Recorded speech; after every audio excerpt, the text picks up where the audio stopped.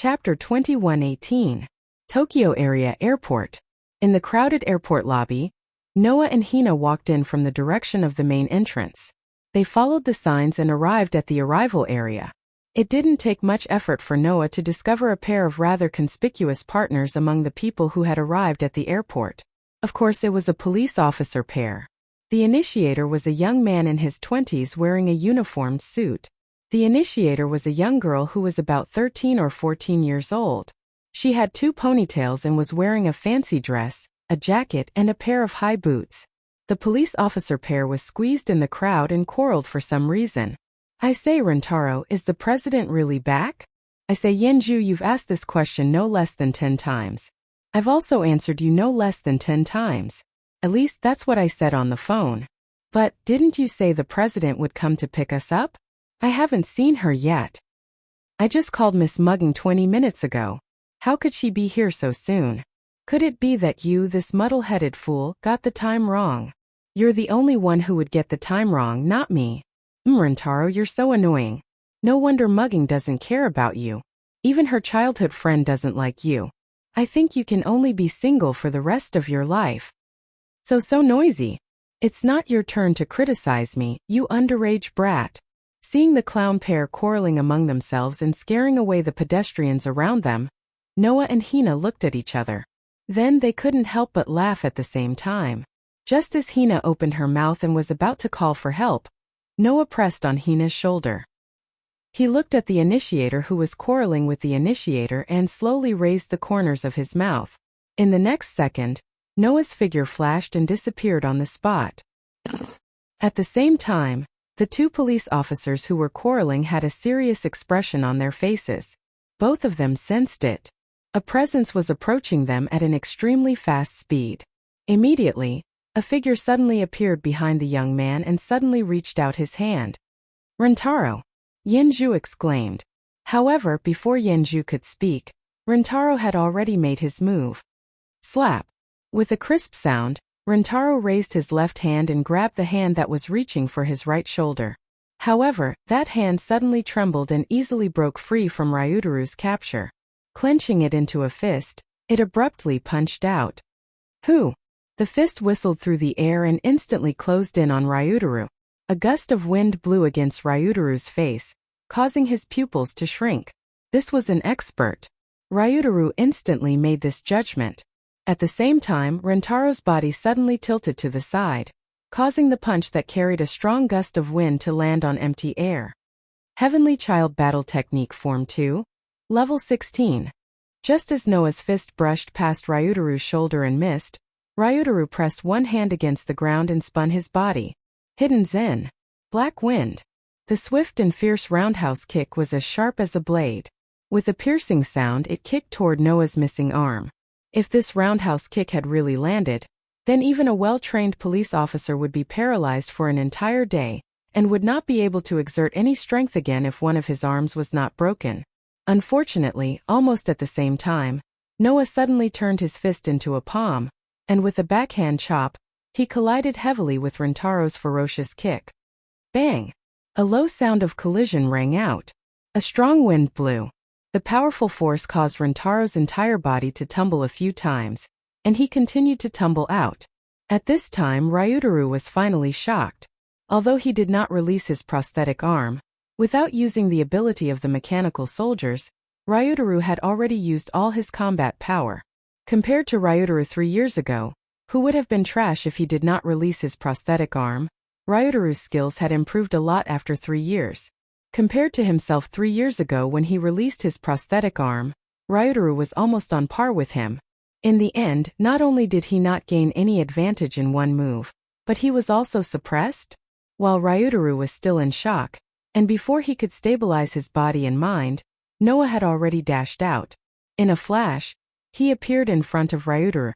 His punches and kicks were like a storm as he unleashed an extremely violent attack. Ryutaru's heart tightened. He could not care less. With a leap, he got into a fighting stance and faced Noah's fierce attack. Bang bang bang bang bang. Amidst the continuous sounds of punches and kicks colliding, 2 figures, one in front and one behind, one advancing and one retreating, one attacking and one defending, began a fierce battle in the entire airport's lobby. What? Is this a brawl? Idiot. If a brawl like this is normal, then the police don't deserve to live. Is that a fight between police officers? Hurry up and run. The entire airport was suddenly in a mess. The people around all fled in panic, hating that they were not born with a pair of legs. It was no wonder that the general public was so panicked. In the police force, some of them were outlaws and they were allowed to carry weapons and guns. In the eyes of the general public, they were just a bunch of vicious criminals. Even though most of the world's police officers had joined Fairy Tail and become members of Fairyland, which improved the quality of the police officers, Fairy Tail did not accept just anyone. Those who were obviously disobedient and did not care about the life and death of the initiator would all be rejected and even taught a harsh lesson. Only the cursed child, who was the initiator, would be accepted unconditionally. As a result, without the initiator, many of the initiators who did not pass the test could not become police officers. They could only complain to the International Initiator Supervision Agency. However, the current Fairy Tail had already formed a country of its own, and it was very powerful. If the International Initiator Supervision Agency were to intervene, it would only turn into an international problem, and they would not be able to bear the consequences. Therefore, the International Initiator Supervision Agency today was not as influential as it was 3 years ago. At least they could not interfere with Fairy Tail. As a result, the initiators who lost the initiator would naturally hold a grudge, and would often find fault with Fairy Tail's police officers, which would turn into conflicts. From the perspective of outsiders, there was now a bad police officer looking for fault with a kind police officer, which led to a conflict. Naturally, they would run as far as they could to avoid using their guns and getting hit by stray bullets. If that happened, they would not even have a place to cry. In such a chaotic situation, Yenju finally reacted. Rentaro. The moment the call was heard, Yenju turned into a phantom. Whoosh! Her petite figure carried with it an astonishing speed, like a meteor streaking through the air. Just like that, Yenju rushed out. Her eyes turned scarlet as she violently shot toward Noah and Rentaro, who were fighting with their fists and feet. Immediately after, the shockingly fast Yenju flashed out from behind Rentaro. She flew up and kicked out like a flash of light. Whether it was her movement speed or her attack speed, they were both astonishingly fast. No! Rentaro's expression changed. Perhaps it was because of the suddenness of the situation, but Yenju's kick was already serious. If this kick landed, it would not be as simple as a serious injury. It might even kill him. Just as Ryutaru's expression abruptly changed, another petite figure suddenly appeared. Just like Yenju, she darted out from behind Noah. She raised her scarlet eyes and raised her arms. Boom! Yenju's heavy kick landed heavily on the slender arms that were crossed, causing a muffled explosion. It caused a circle of strong wind to expand, like a whirlwind that swept towards the surroundings. That won't do. In the next instant, the young girl who blocked Yenju's kick smiled faintly. Even if you're Miss Yenju, I won't allow you to hurt my brother. Hearing this, Yenju, who hadn't yet retracted her kick, faltered slightly. Then she finally got a good look at the person who had just arrived. Hina. Hina? Rentaro was also stunned. Then he saw Noah standing behind Hina, who was looking at him with a hint of a smile on his face. The shock on his face quickly turned into joy. Noah. Chapter 21:19. At this moment, Yenju finally noticed the identity of the person who had attacked Rentaro. Her scarlet eyes first regained their original color. Then she became agitated. Guild Master. I've missed you so much. In the next second, Yenju cheered and threw herself at Noah. Noah instinctively opened his arms and caught Yenju in his embrace. The smile on his face did not falter as he rubbed Yenju's little head and laughed out loud. Long time no see, Yenju. You've grown up and much stronger than before. As he said this, Noah raised his head and looked at Rentaro with a smile. You too, Rentaro. It's been 3 years and you've become a different person. After all, in order to not be left behind by Miss Mugging Hina and the other newbies in the guild, I've been working so hard to get here. Rentaro stepped forward and thumped Noah's chest. You, on the other hand, have disappeared for 3 years, and now you're setting me up the moment you return. Don't you think about how much effort I've put in for your guild? That was the truth. When they first turned to the establishment of Fairyland, which was also the development plan Noah had set before he left, Rentaro had begun his mission with Yenju as the leader of the tour group that Fairy Tale sent to various parts of the world in order to bring the cursed children from all over the world to Fairy Tale. Over the past 3 years, Rentaro and Yenju had been traveling all over the world, repeating the task of secretly sending the cursed children from all over the world to Fairyland. The hardships they encountered during that period were not something that could be easily dealt with. Leaving aside the difficulty of moving the cursed children around the world, just moving all of them to Fairyland was a problem in and of itself. After all, unlike in the past when one could travel between countries by taking a plane, in today's era, the threat of protozoa was almost everywhere. Even if there were still flights, they had to be equipped with police and guards. Otherwise, they could only wait to be eaten by protozoa. Naturally, the mass transfer of the cursed children could not be carried out openly. Therefore, the entire transfer process, from the preparation of transportation to the deployment of guards, had to be handled by Fairy Tale. In light of this, it was easy to imagine how much effort and hardship Rentaro had put in as the leader of the tour group for the past 3 years. Especially a year ago, when the various countries around the world finally noticed the mass exodus of the cursed children and started to control the outflow of the cursed children, the tour group led by Rentaro had to face difficulties and obstructions from various countries. Sometimes they even had to fight with high-ranking police officers. This kind of life could be said to be like going from the water to the fire. He didn't know how many Azura battlefields he had experienced. Thus, in Fairy Tale, the most hard-working ones were Mugen, Hina, and Xiaoshi, while the most hard-working ones were Rentaro and Yenju. I know you are a great contributor. Noah shrugged. However, thanks to this, you were able to grow rapidly and rise all the way to the top 10 of the IP ranking, right? If it wasn't for the many dangers and experiences he had experienced, how could Rentaro's strength increase so quickly? Even if he didn't use the ability of the mechanical soldiers, he would still be able to compete with his full strength 3 years ago. Yenju's strength increased so quickly because of this, right? Noah patted Yenju's head. Could it be that you have also reached domain? Yenju didn't answer. She only made a V gesture to Noah, but it was more useful than any answer. However, it was not difficult to guess that Yenju had reached domain. After all, before Noah left, Yenju had already reached her growth limit. Her speed could no longer increase, and her ability could no longer be improved. But just now Yenju's speed had reached an astonishing level. It was much faster than when Noah left 3 years ago. Since she had already reached her growth limit, it was reasonable to say that she could no longer grow. However, Yenju's speed had greatly increased. Wasn't this the proof that she had broken through her growth limit and reached domain? Hina reached domain 2 years ago, and I reached domain 1 year ago. Yenju said proudly with her hands on her waist. If it wasn't like this, how could Rentaro have reached the top 10 of the IP ranking by himself? Although it's infuriating, without Yenju, I wouldn't have been able to squeeze into the top 10. Rentaro scratched his head and sighed. Every time this happens, I have to admire Miss Mugen. It's really depressing. Rentaro and Yenju's IP ranking was 7th. Mugen and Xiaoshi's IP ranking was 3rd. Undoubtedly, not only did Xiaoshi not reach the domain realm, his combat ability was also not very strong. However, Mugen was still able to reach the top 3 in the IP ranking. It was no wonder that Rentaro was so impressed. Of course, although Xiaoshi's combat ability was not outstanding, he was very smart and could assist Mugen in various situations. For Mugen to reach this ranking, Xiaoshi's contribution could not be ignored. Oh right. Yenju looked around.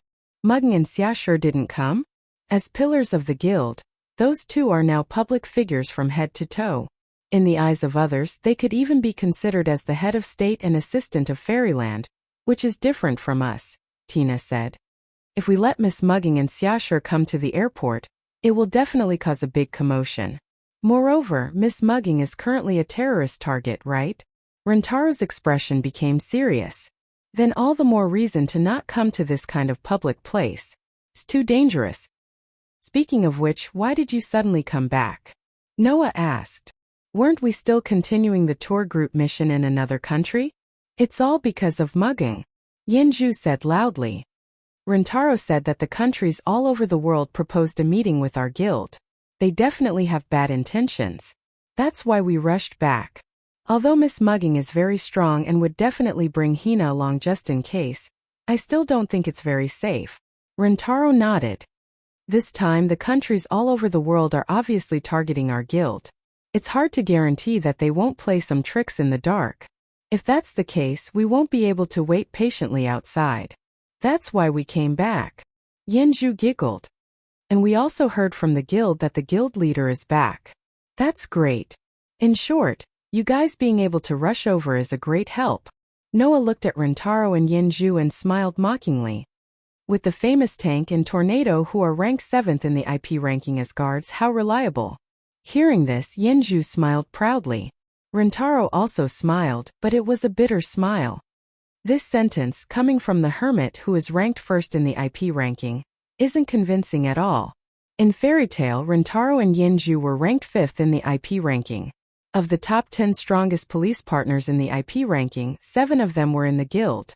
These 7 pairs of police officers were ranked 1st, 3rd, 4th, 6th, 7th, 9th, and 10th in the IP rankings. Therefore, in the guild, Rintaro and Yenju were ranked 5th in the guild. Of course, the IP ranking set up by the International Association of Pioneers wasn't based on the strength of each police partner. Instead, it was based on the achievements of each partner. Even if this ranking was equivalent to a strong or weak partner. That was why, in Rintaro's opinion, there were only 2 people in the guild that he couldn't defeat no matter what he did. One was Mugging. The other was Noah. Even after 3 years, Rintaro still didn't know how much Noah's strength had improved. However, Rintaro still didn't have the confidence to defeat Noah. Therefore, whether it was from the IP ranking or from the actual situation, Rintaro felt that he wasn't as reliable as Noah. I just hope that I can help a little bit with the guards. This was Rintaro's thought. In this regard, Noah naturally nodded. Then let's go first. Rintaro and Yenju both nodded. Chapter 2120. In other people's eyes, the return of Rintaro and Yenju might have made Muging's safety more secure, and made the terrorist attack more suspenseful. However, in Noah's eyes, there was not much of a difference. Although it was a little inappropriate to say this, Noah had arranged for Orpheus and Lilith to be Muging's guards. Others might not know how powerful the 2 little girls were, but how could Noah not know? Even in the demon high school, where gods and demon kings were everywhere, Orpheus and Lilith were among the strongest dragon gods.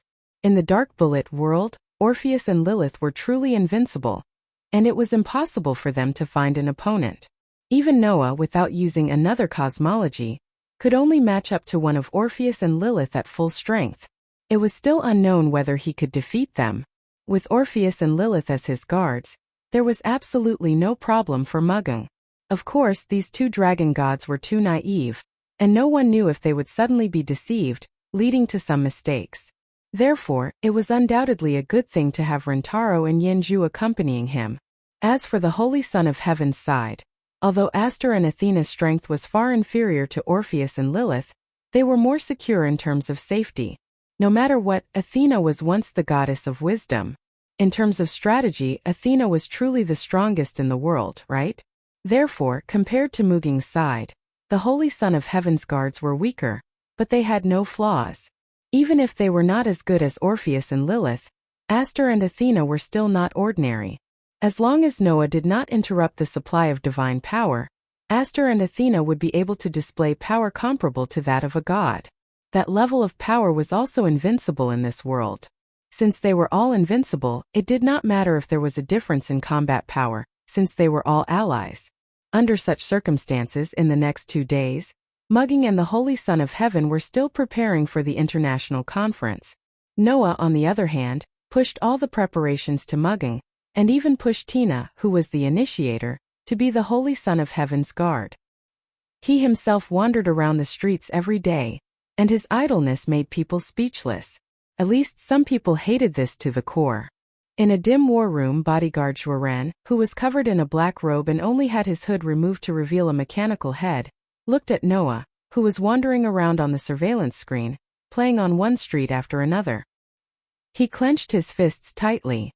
Bang! At a certain moment, the bodyguard finally couldn't hold it in anymore. He smashed the instrument next to him with a punch and roared out loud. Why? Why won't you let me go out and kill that bastard? Isn't this a great opportunity? From the monitor, it was very clear that Noah did not bring any guards with him at all. For the past 2 days, he had been loafing around alone, wandering around. Just like what the bodyguard said, if they wanted to assassinate Noah, this was definitely a great opportunity. However, this great opportunity had started 2 days ago, and it had not been interrupted for the past 2 days. What did this mean? Did it mean that Noah's sense of danger was so low that he did not even realize the situation he was in? Of course not. This guy, he's looking down on us. The bodyguard was furious. He's obviously telling us that even if he doesn't bring any guards with him, we can't do anything to him.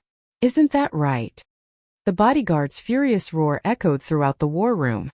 In this war room, other than the bodyguard, there were 3 other people. One was Li Ching-yin. This mechanical soldier who killed without blinking was now leaning against the wall at the side, looking at the surveillance screen, thinking about something. The other was Leech Binet Jr. This cursed child who also killed without blinking was hugging his sword and hiding in the corner. His pair of eyes maintained the scarlet color of his ability fully activated, and he was mumbling, "Tina, Nina, Tina." It was quite clear that Binet the Leech was still brooding over his loss to Tina the last time. After all, the opponent was a sniper with godly skills who was not good at close combat, and he, who had the mantis factor, could be said to be invincible in close combat. In the end, he lost to a sniper in close combat, and it was a clean loss. One could imagine how Binet the Leech was feeling. As for the third person, he was like the bodyguard, covered in a black robe, and even his face was hidden under the hood. The black-robed person's body, from the appearance, could only be vaguely seen from the face that it was a male. However, this black-robed person was sitting in front of the surveillance screen, looking at Noah, who was strolling back and forth on the street, holding a barbecue skewer in one hand and a cold drink in the other, very happily strolling around the street. One of his hands was constantly knocking on the table. Looking carefully, on the wrist of the hand that the black-robed person was knocking on the table, there was a tattoo.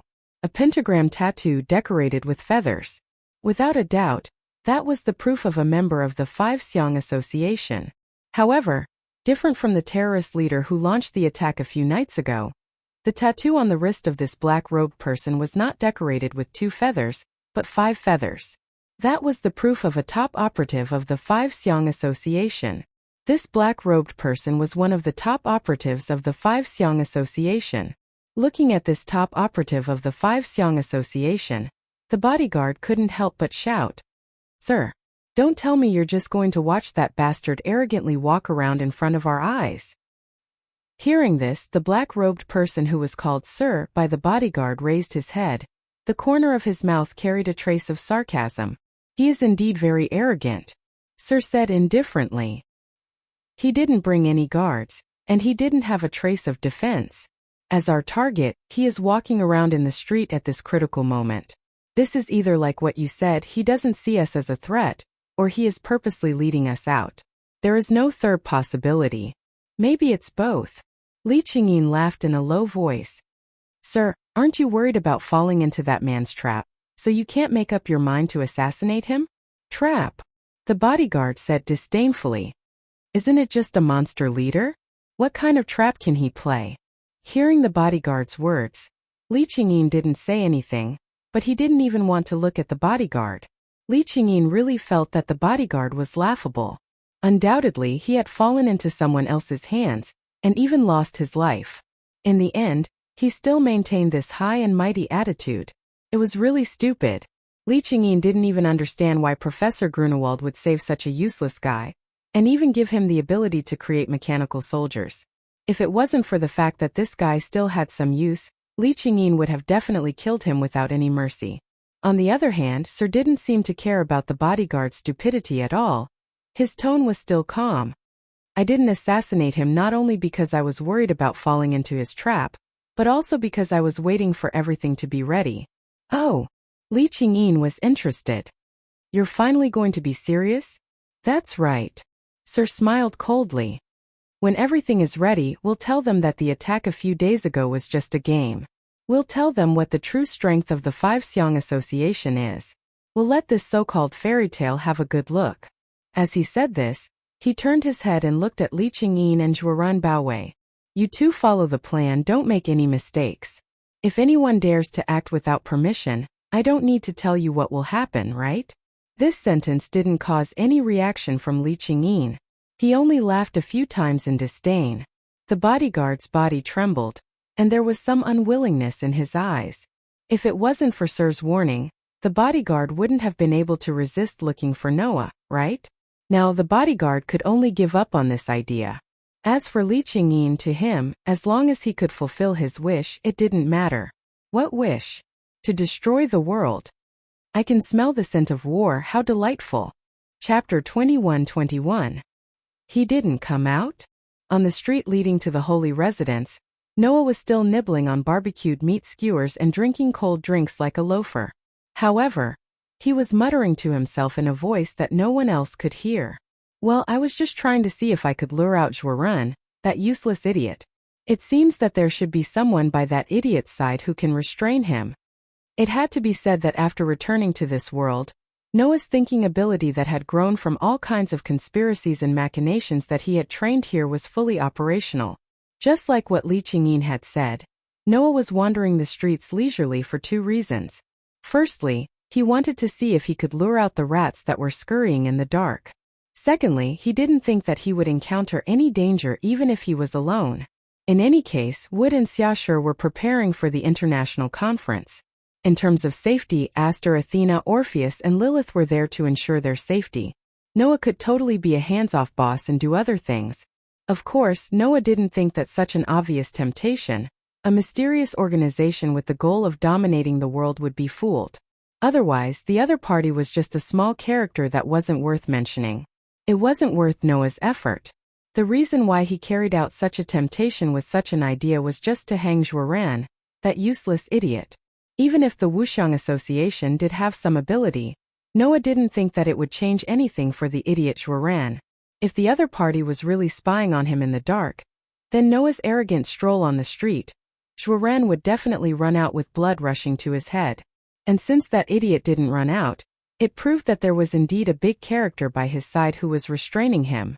Could it be the top operatives of the Wuxia Association? Noah took a bite of the skewer, but his face had a confident smile that made the hearts of several female high school students palpitate. It would be good if it was. Because in this way, Noah could be sure that the leader of the mysterious organization that planned to go against the fairy tale was in the Tokyo area. Since you're here, don't leave. Muttering to himself, Noah leisurely finished the kebab in his hand and drank the cold drink. He clapped his hands and walked in the direction of the holy residence. Tomorrow the international conference would resume. Since the bodyguard didn't jump out, he probably wouldn't be fooled again. There was no point in continuing to wander around here. Thus, Noah did not linger on the street any longer and went straight back to the holy residence. The attack a few days ago had raised the security of the holy residence to a whole new level. There were guards patrolling and standing guard everywhere. The guards obviously knew Noah. When Noah came over, they didn't check or interrogate him. They acted as if they didn't see him and let him pass. The Elysian sun had already given the order that Noah could move freely in the Elysian abode. Therefore, Noah skipped all the inspection steps and went straight to the Elysian prince's room. Then Noah saw it. Outside the Elysian prince's room, Aster and Athena were standing guard. Seeing this, Noah was a little surprised and curious as he walked over. Master! Aster noticed Noah and immediately looked over with her purple eyes. You're here. Athena also looked over and seemed a little bored. The scene of two expressionless young girls standing guard in front of the door really gave people a kind of feeling that they couldn't help but laugh.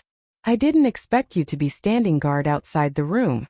Noah found it funny as he walked up. I thought you guys would be following the target of your protection. I'm carrying out the task Master gave me. Aster immediately clarified. But this sword spirit won't let me in. Oh. Noah blinked and looked at Athena. Why? There should be a limit to personal guards. Athena glanced at Noah.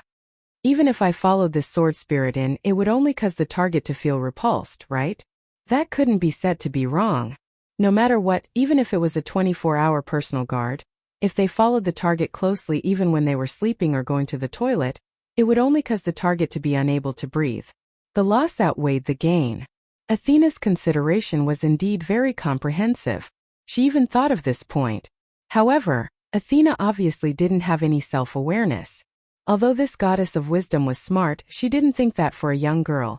If there were two cute little girls following her all the time, even if they slept on the same bed, she wouldn't feel repulsed at all, right? However, no matter what, the Elysian prince was the ruler of a country. If outsiders knew that the Elysian prince had to hug his guards to sleep before he could fall asleep, it would be too outrageous. Therefore, it wasn't a bad choice for Aster and Athena to stand guard outside the door. However, Noah, who had never seen the two girls like this, couldn't help but laugh. This made Athena frown slightly. She stared at Noah with her coquettish snake eyes and said, "I feel like you're thinking about something very rude. Although it's just my intuition, a god's intuition shouldn't be wrong." "Something rude?" Aster looked at Noah with pure and innocent eyes and said, "Master, are you thinking about H? You're still the same as before. Undoubtedly you don't know anything, but you always say shocking things." Noah was speechless. "Forget it," you two continued to stand guard. With that, Noah pushed open the door and walked in under Aster's confused and displeased gaze. "Gotcha." Following the soft sound of the door closing, a quiet room appeared in front of Noah. The person Noah was looking for was naturally in this room. However, the other party didn't notice Noah's arrival. In front of the desk, Elysian Emperor was sitting with his back facing the door. He had a pen in his hand and was writing something very seriously. Seeing this, Noah deliberately slowed down his footsteps and walked behind Elysian Emperor. Only then did he realize that Elysian Emperor was not doing anything else but arranging the procedures for tomorrow's international conference. Seeing Elysian Emperor repeatedly writing down the procedures of the conference, Noah couldn't help but let out a bitter laugh. "Eh?" The Elysian son was startled. He turned his head and saw Noah. His eyes lit up as he exclaimed in surprise and joy, "Why are you here?" Now the sky was almost dark. Noah didn't live in the celestial abode. Although they were allies, the holy abode, as the residence of the ruler of the Tokyo area, had become a symbolic residence, just like the presidential palace. If Fairy Tale directly moved in and spread any rumors, it would not be good for the holy abode. Therefore, Noah, Mugging, Hina, Xiaoshi, Yenju, and Rentaro all lived in the International Hotel, not in the celestial abode. In the past 2 days, in order to prepare for the international conference, Elysian Emperor was almost busy, and Noah was strolling on the street to see if he could provoke the bodyguard. Naturally, they didn't meet. Looking at Elysian Emperor's happy and surprised expression, Noah somewhat playfully smiled. "What? Could it be that I can't come? Then I'll go." With that said, Noah really turned around and prepared to walk in the direction of the door. Elysian Emperor was anxious. Immediately, Elysian Emperor quickly stood up and grabbed Noah's clothes. The corner of Noah's mouth lifted slightly, turned his head, and looked at Elysian Emperor. Under Noah's gaze, Elysian Emperor lowered his head shyly and said softly, "I'm very happy that you can come." This sentence, if it wasn't for Noah's enhanced hearing, he might not have heard it. So Noah smiled. Okay, I'm just teasing you." Noah laughed and pinched Elysian Emperor's little nose, then sat down on Elysian Emperor's seat, took the girl's hand and directly pulled. "Ah!" Elysian Emperor let out a little exclamation, and then her body was pulled into Noah's arms and directly sat on his lap. Only lovers were allowed to be close to each other, making Elysian Emperor, who had never been so close to any opposite sex, blushed. Of course, Elysian Emperor didn't know that when she, who was originally as holy as a goddess, acted like a young girl, it was even more attractive. Chapter 21-22. Looking at the holy ruler of the Tokyo region showing a shy expression, Noah's heart was hot. He wanted to hold back, but he reacted. "Why should I hold back? I don't hold back for others. Why should I hold back for a lover who has already confirmed their relationship?" With this in mind, Noah simply kissed the delicate face of the girl in his arms. "Ah!"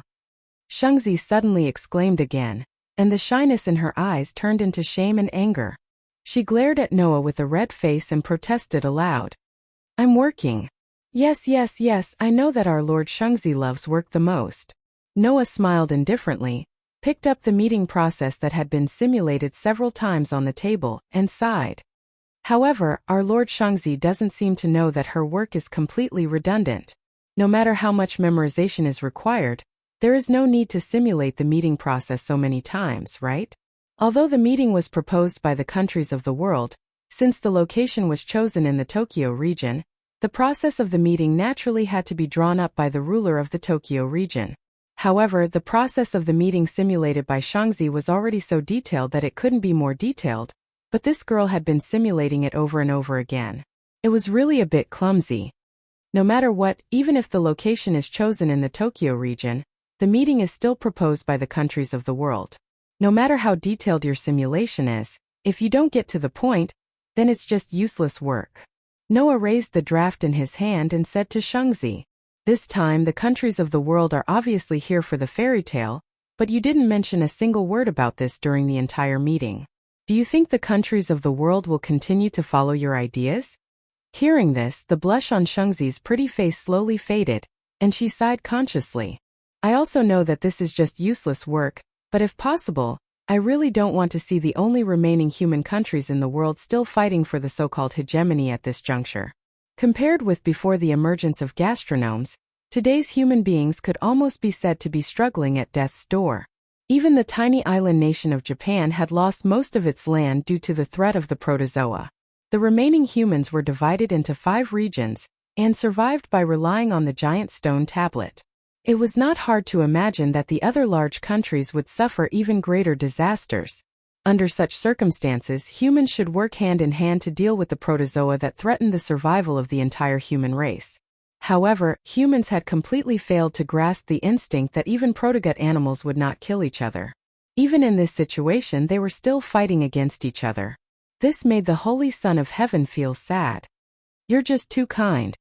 Noah naturally knew what kind of person his little girlfriend was. His tone couldn't help but soften.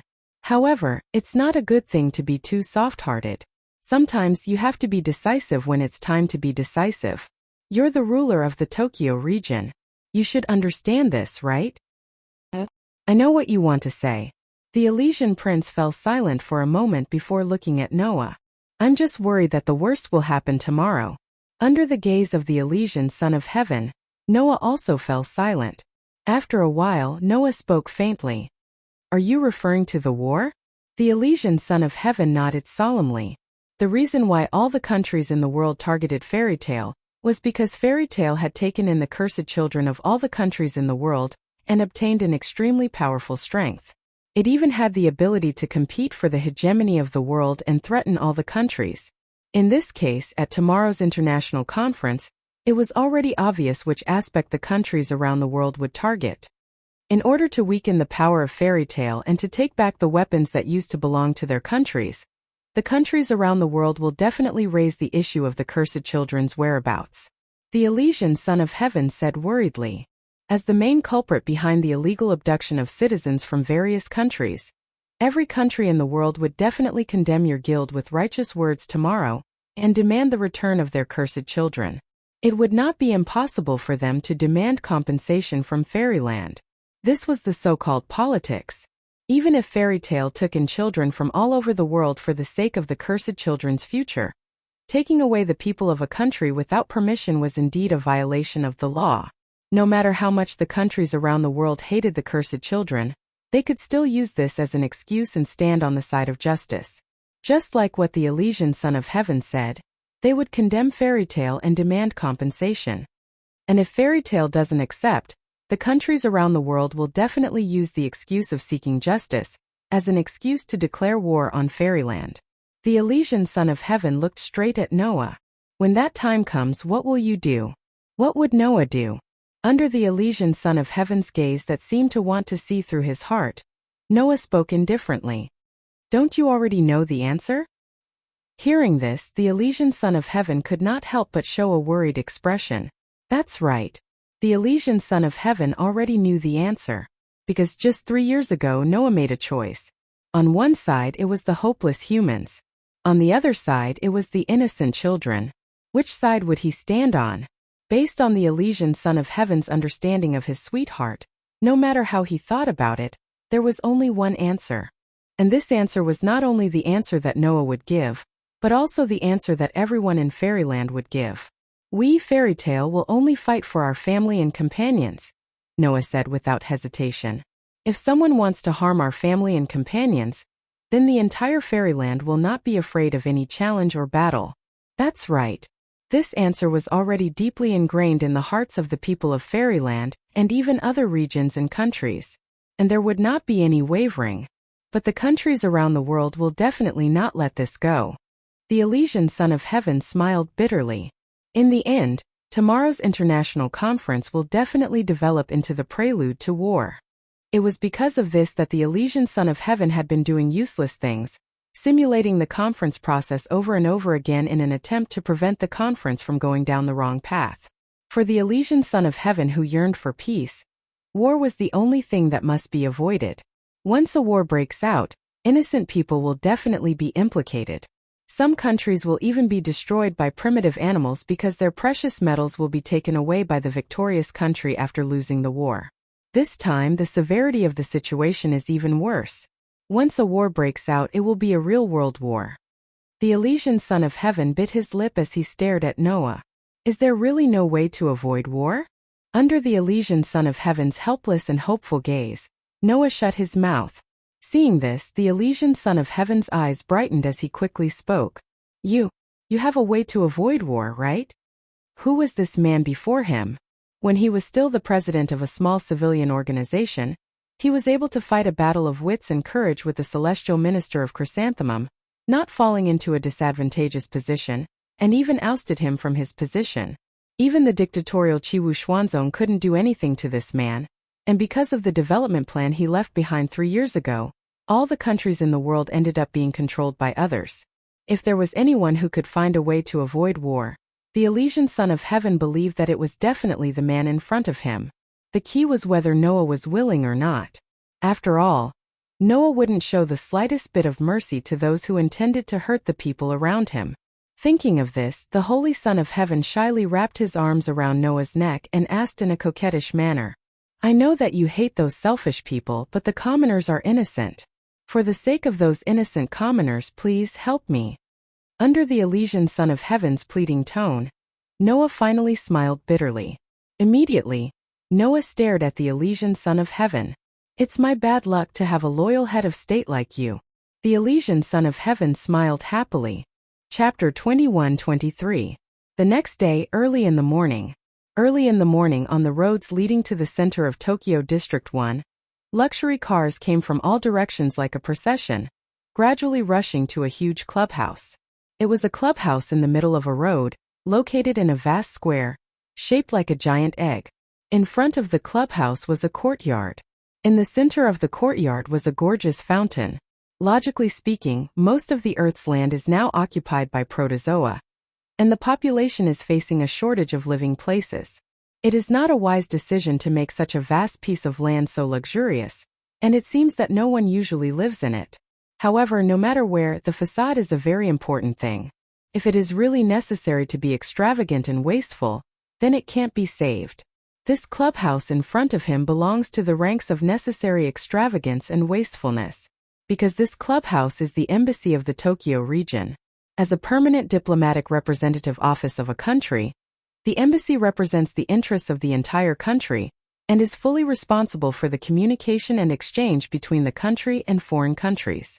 Of course, as the most important building of a country, the embassy can't be too shabby no matter what.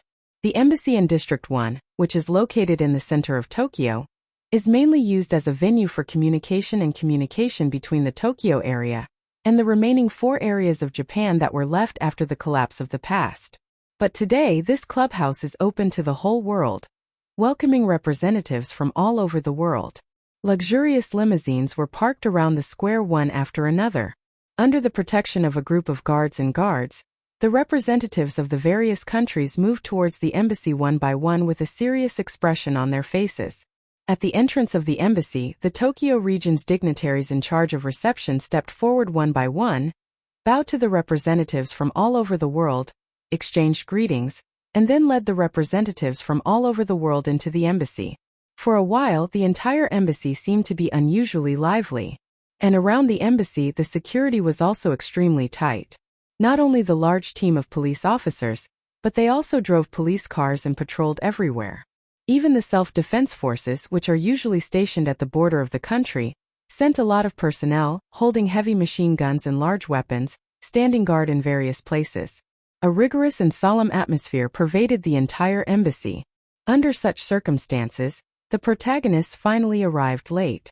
Several limousines slowly drove into the plaza of the embassy and stopped directly in front of the red carpet that extended from the main entrance. They then opened the doors and alighted.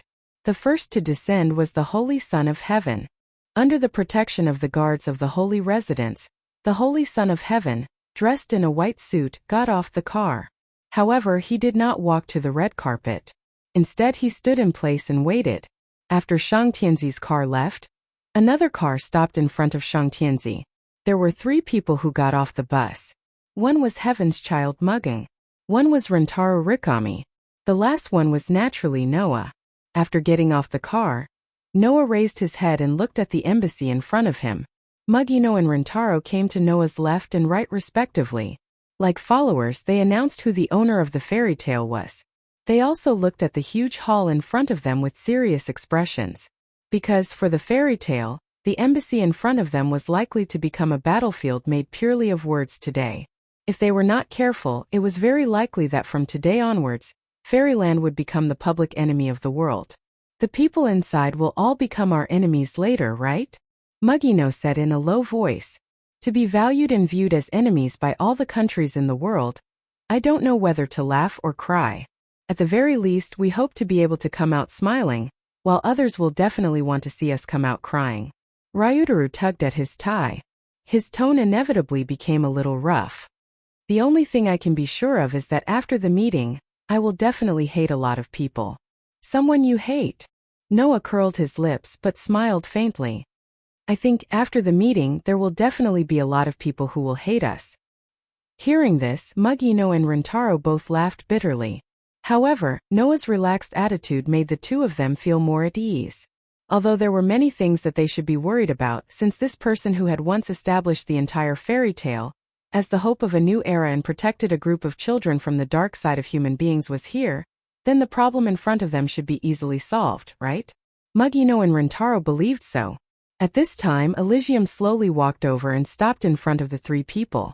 As soon as he came up, Elysium noticed something and asked in surprise. Where are Miss Hina, Miss Natsuki, and Miss Yenju? Yes. Only Noah, Mugino, and Rentaro came down from the car. The 3 people who started them were nowhere to be seen.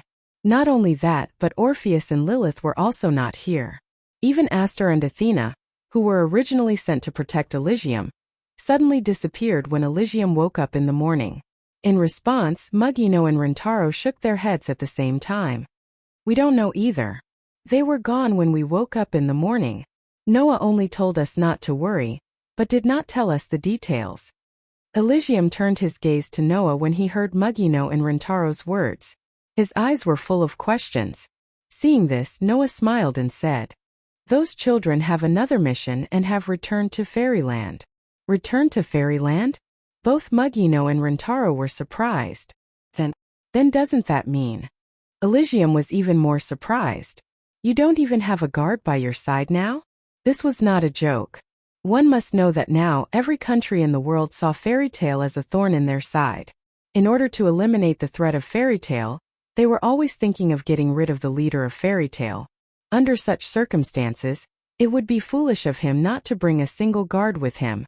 Seeing the worry in Elysium's eyes, Noah pretended to be relaxed as if he wanted to reassure the overly kind leader of the country. What do you mean no guards? Don't we still have Mugino and Rentaro? Hearing this, Mugino and Rentaro's bitter smile deepened. Although I'm confident in my own strength, I can't guarantee that I'm better than Hina and Yenju. Mugino sighed. Moreover, undoubtedly, I'm the acting leader, and now you want me to be a guard? Well, I did come here with the intention of becoming a guard, Ryutaru said in a puzzled tone. But without the initiator by your side, isn't it a little too dangerous? Maybe, Noah said to Rentaro in a mocking tone. So you'll have to work harder, Mr. Partner of Justice. Hearing this, Elysium and Mugino both paused for a moment, then laughed. The confusion on Rintaro's face instantly turned into annoyance. You guys always bring up what happened 3 years ago, don't you get tired of it?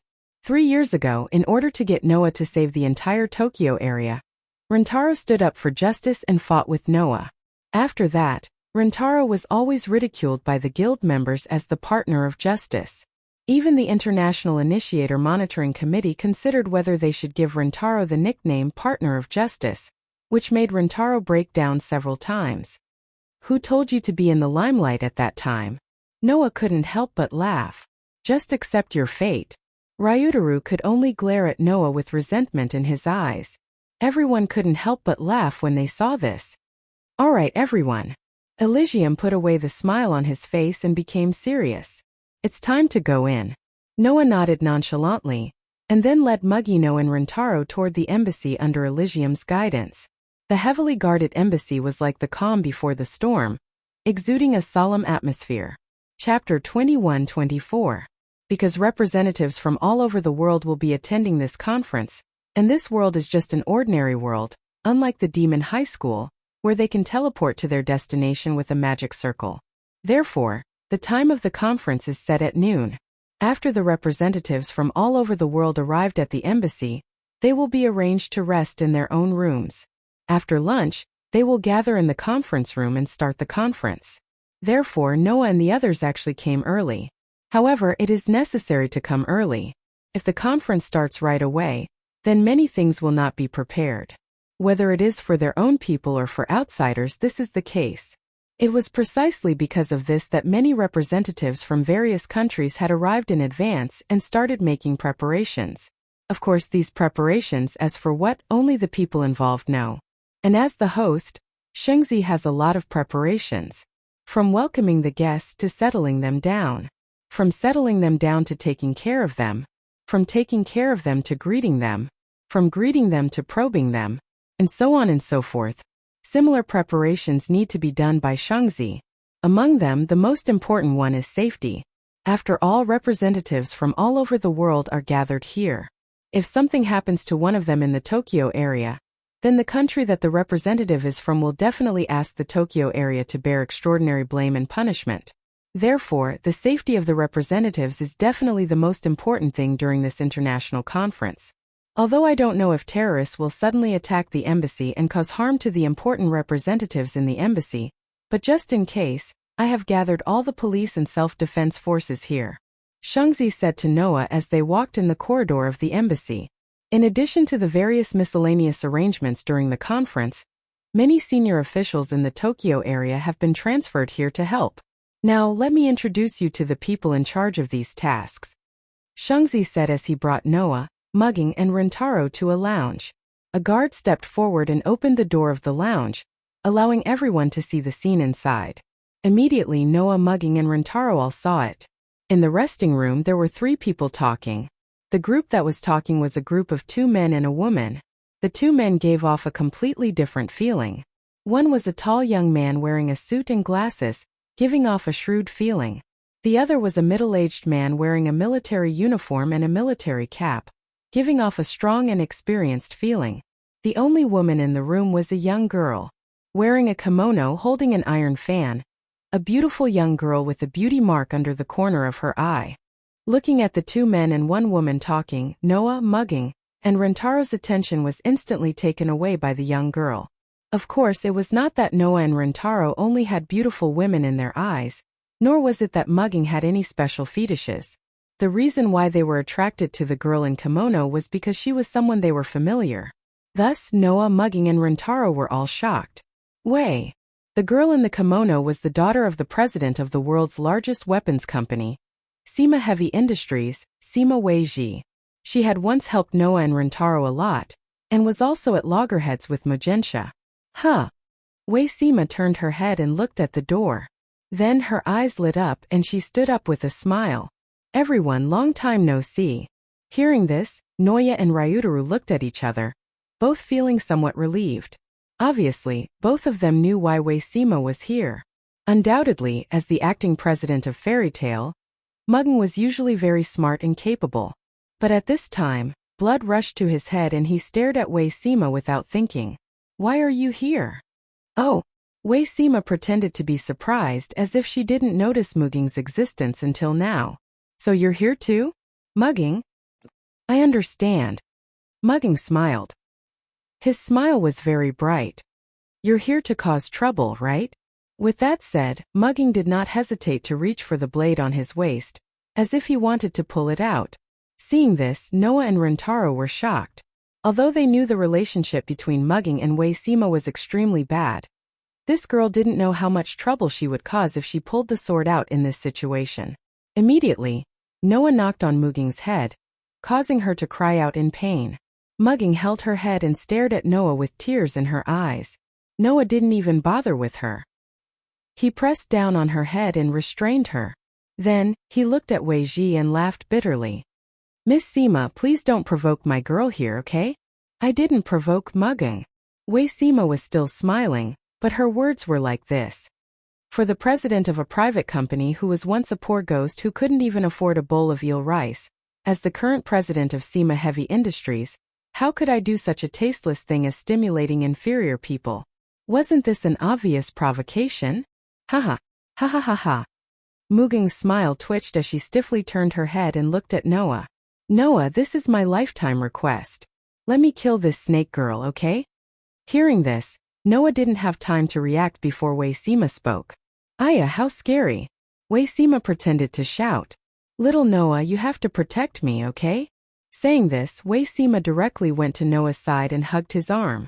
Mugging's face twitched when she saw this. Ryutaru, on the other hand, seemed to have foreseen what was about to happen. He turned his head away as if he couldn't bear to watch, only to be shocked again. Because in Rentaro's line of sight, the sage son of heaven was standing there, staring at Wei Sima who was hugging Noah's arm. The expression on his face completely faded. Rentaro had to swear that this was the first time he saw the kind and peace-loving sage son of heaven show such an expression.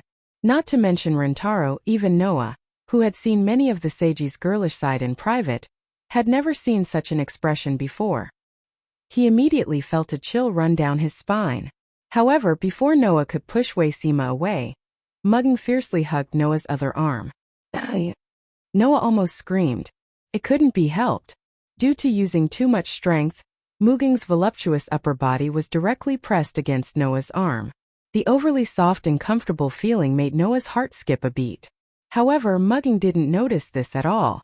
She hugged Noah tightly and glared at Wei Sima. Let go of me. Snake girl. Mugging shouted. Do you think someone like you can hug the guild leader of Fairy Tale? With my relationship with little Noah, what's a hug? Not only did Wei Sima not let go, she hugged even harder. Facing the angry Mugging, she revealed a fake smile that didn't have a trace of a smile. A woman like you who relied on little Noah's favor to climb to your current position should stay away from little Noah. Obediently go back to being the leader of a poor company that can't even afford eel rice. Yes, I did rely on Noah's favor to become the acting leader of Fairy Tale. Mugging didn't want to be outdone. Then what about you? Don't tell me you didn't rely on your Sima clan to climb to your current position? Ho ho?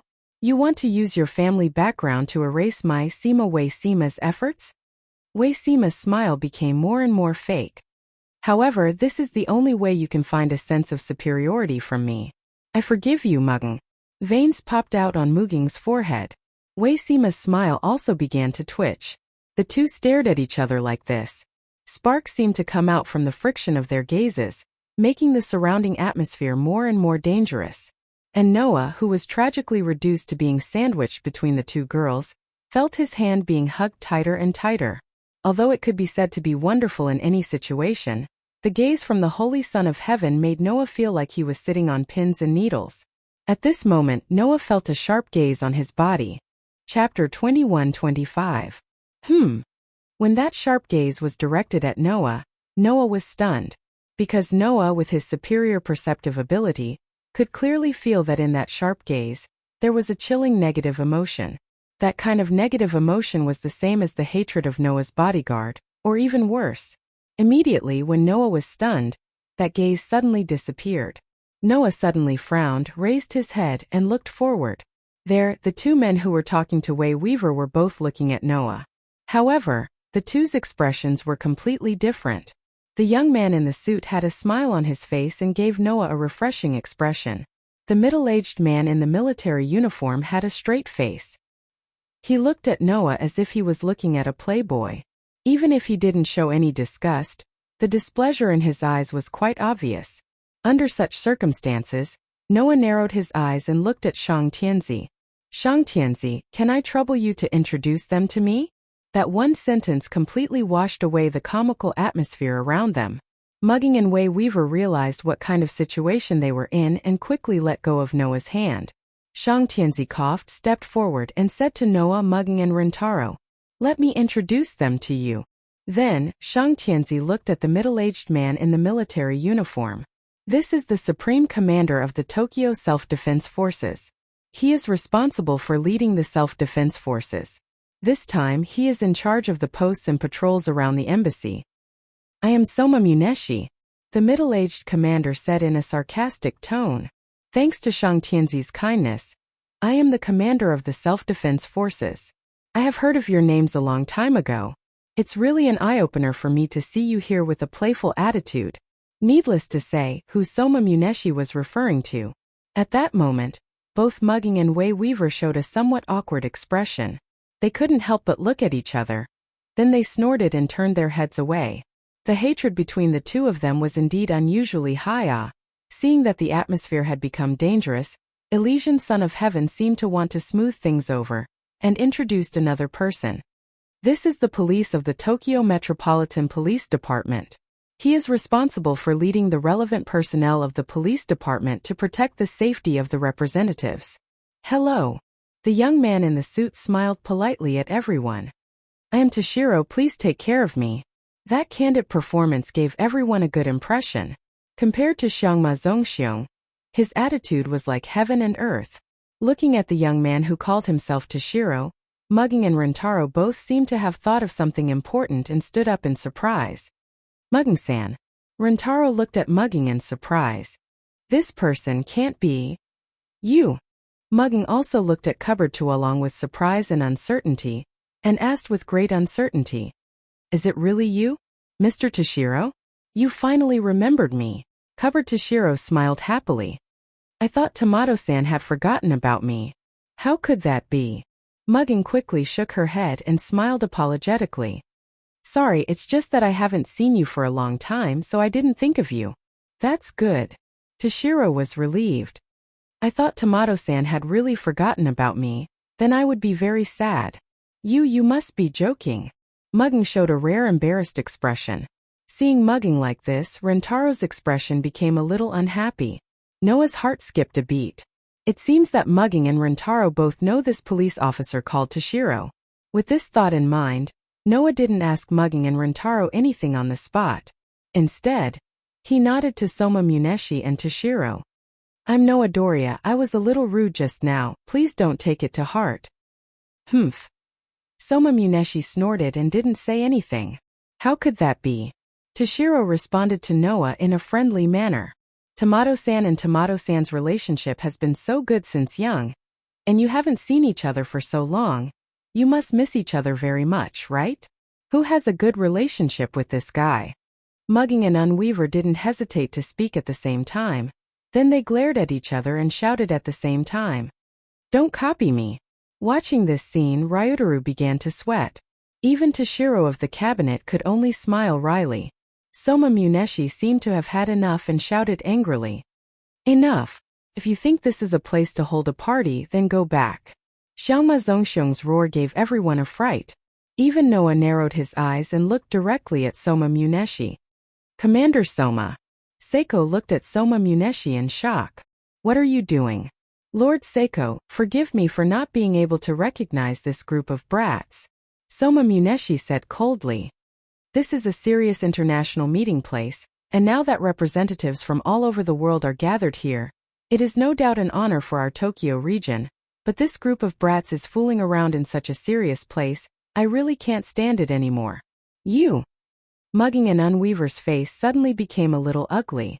Admittedly, in such an occasion, Mugging and Unweaver's quarrel was a bit ridiculous, but Soma Muneshi's words were too harsh, right?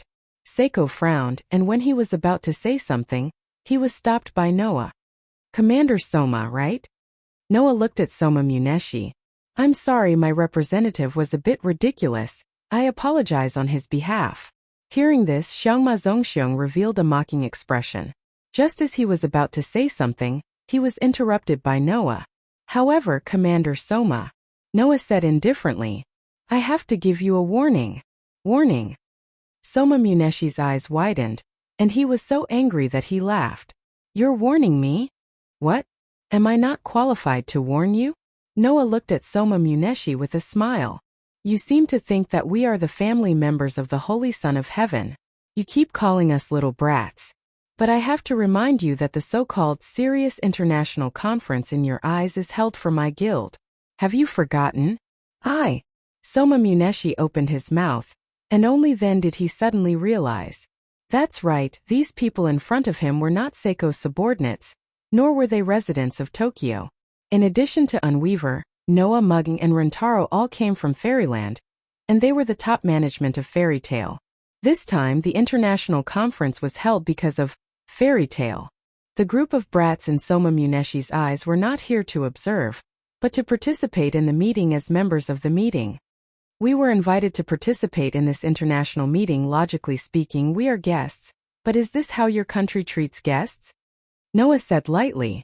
If that's the case, then I think Fairyland will not participate in this international meeting. As soon as these words came out, other people's reactions aside, Soma Muneshi finally broke out in a cold sweat. If Noah really left, this international meeting would definitely not continue, and they would have to announce the disbandment. Moreover, the world would not be able to denounce Fairyland.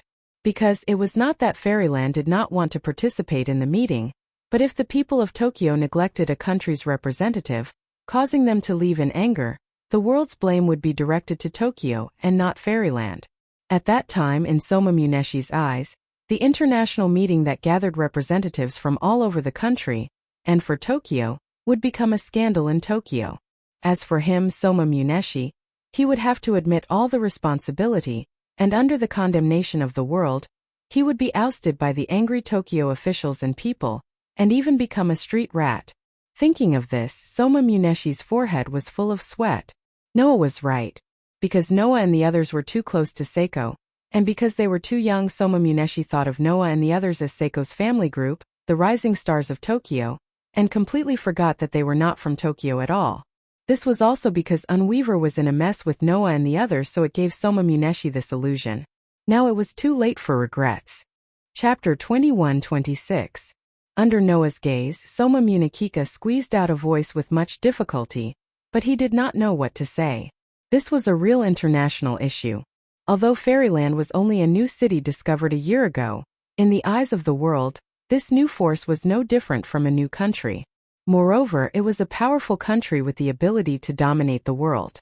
However, even so, it still could not erase the fact that Fairyland's history was too short.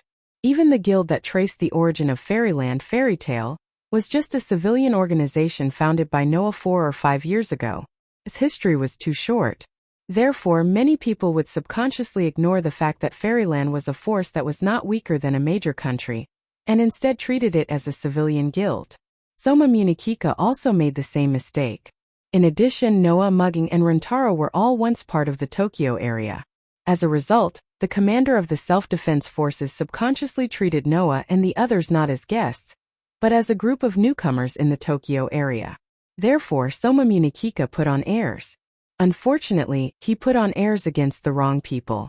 Now, the commander of the self-defense forces was undoubtedly in a difficult situation. Under such circumstances, one person stood up. I'm really sorry, President Noah. Toshiro quickly bowed and apologized to Noah.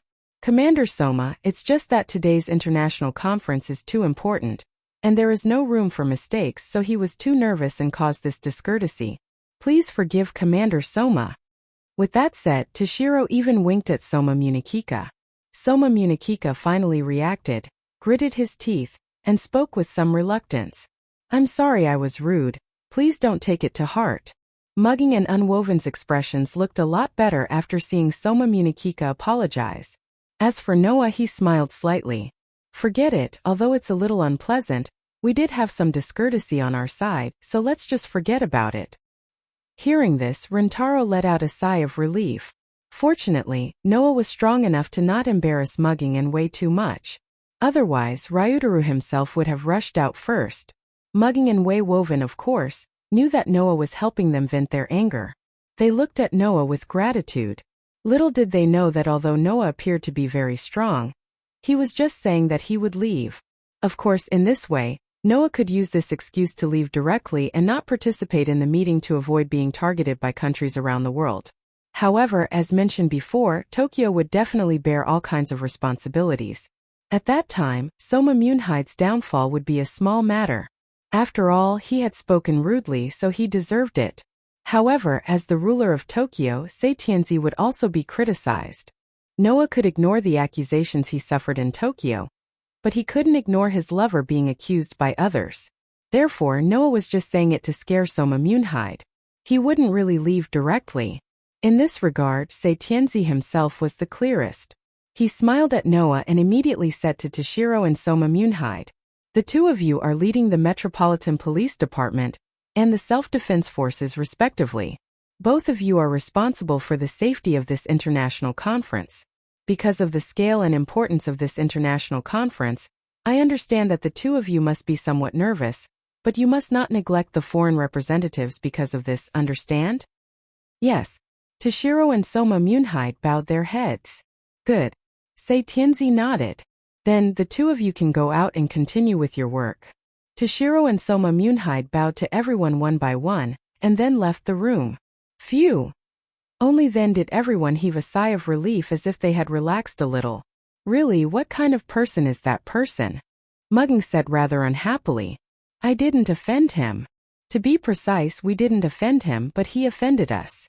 Weiji raised the iron fan in her hand and covered the lower half of her face and laughed. Although he's the commander of the self-defense forces, he's too arrogant.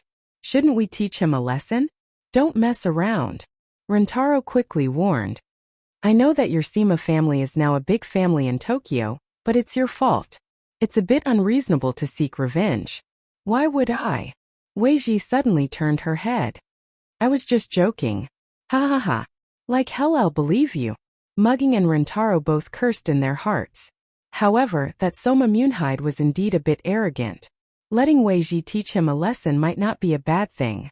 Although Soma Munhide was the commander of the self-defense forces, Weiji had many ways to deal with him. After all, today's Sima family was different from 3 years ago. They were no longer just a weapons company, they were also deeply involved in politics. Don't forget, 3 years ago it was because the Sima family replaced the Tentong family's position and took over the Tentong family's position. That's why the Tokyo region didn't fall into a state of political paralysis, and the Tentong family was completely removed. Therefore, today's Sima family was almost equivalent to the Tentong family's position in Tokyo. However, the Tentong family had a Tentong chrysanthemum as an assistant to the Holy Son of Heaven. Their position was more stable and their influence in politics was greater. Although the Sima family didn't have an assistant to the Holy Son of Heaven, the influence of the weapons company in Tokyo was just enough to fill the gap. It was because of this that Weiji appeared here. Toshiro Kanejima was responsible for leading the Metropolitan Police Department's police to protect the safety of the world's representatives. Soma Munhide was responsible for leading the self-defense forces guards to set up a heavy defense line in the embassy. Weiji was responsible for leading the various senior officials in Tokyo. She was responsible for welcoming guests, taking care of them, preparing meals, and various other chores. In other words, the above 3 people were directly in charge of this international conference and were under the command of the Holy Son of Heaven. The only thing he didn't expect was that Soma Munhide would suddenly go crazy and even scold Weiji. Perhaps it was because the self-defense forces had a considerable rejection of the police, so Soma Munhide's attitude towards Noah's group was so bad that he thought Noah's group was a small police company. That's right. Noah looked at Mugging and Rintaro. That Toshiro Kanejima, do you know him? Mugging and Rintaro suddenly became a little hesitant. On the contrary, Weiji gave a mischievous smile and directly stated the reason. Of course I know him. Mugging and Kanejima were originally engaged. Engaged? Noah was stunned. Betrothed? Mugging and Kanejima were engaged? In other words, the two of them were engaged in a relationship? Do you understand? Little Noah. Weiji was like a judge pronouncing a sentence as she closed the iron fan in her hand and pointed at Mugung. Undoubtedly, this person is half a married woman, but she still clings to you and deceives your feelings. Her goal is to become the acting president of Fairy Tale.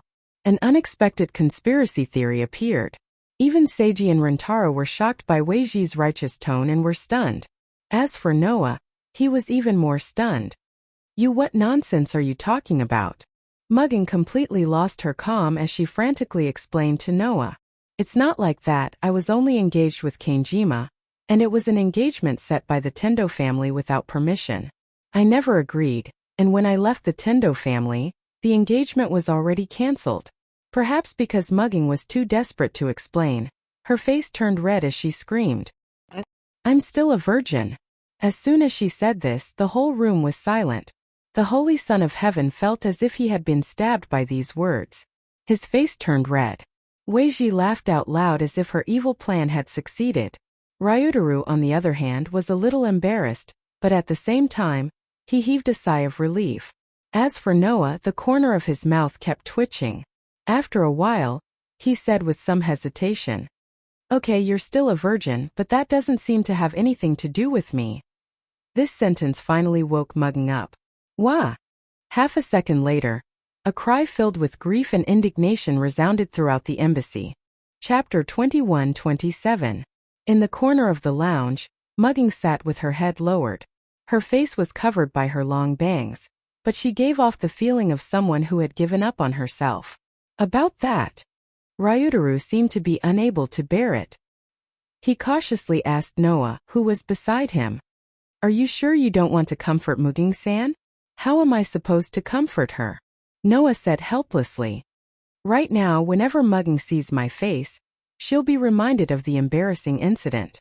If I go over to comfort her, I'll only be adding insult to injury. Then what should we do? Ryutaru asked helplessly. Are we just going to leave her like this? Isn't it better to just leave her be? Wei Weaver said with a smile. It's just a Mugung. Just let her be. I'll get little Noah to pick it up later. What do you mean pick her up? Noah was speechless. Mugung isn't my pet. Is that so? Wei Weaver said in surprise. If Mugung didn't become your pet, how could she have gotten to where she is now? Noah and Ryutaru both laughed dryly.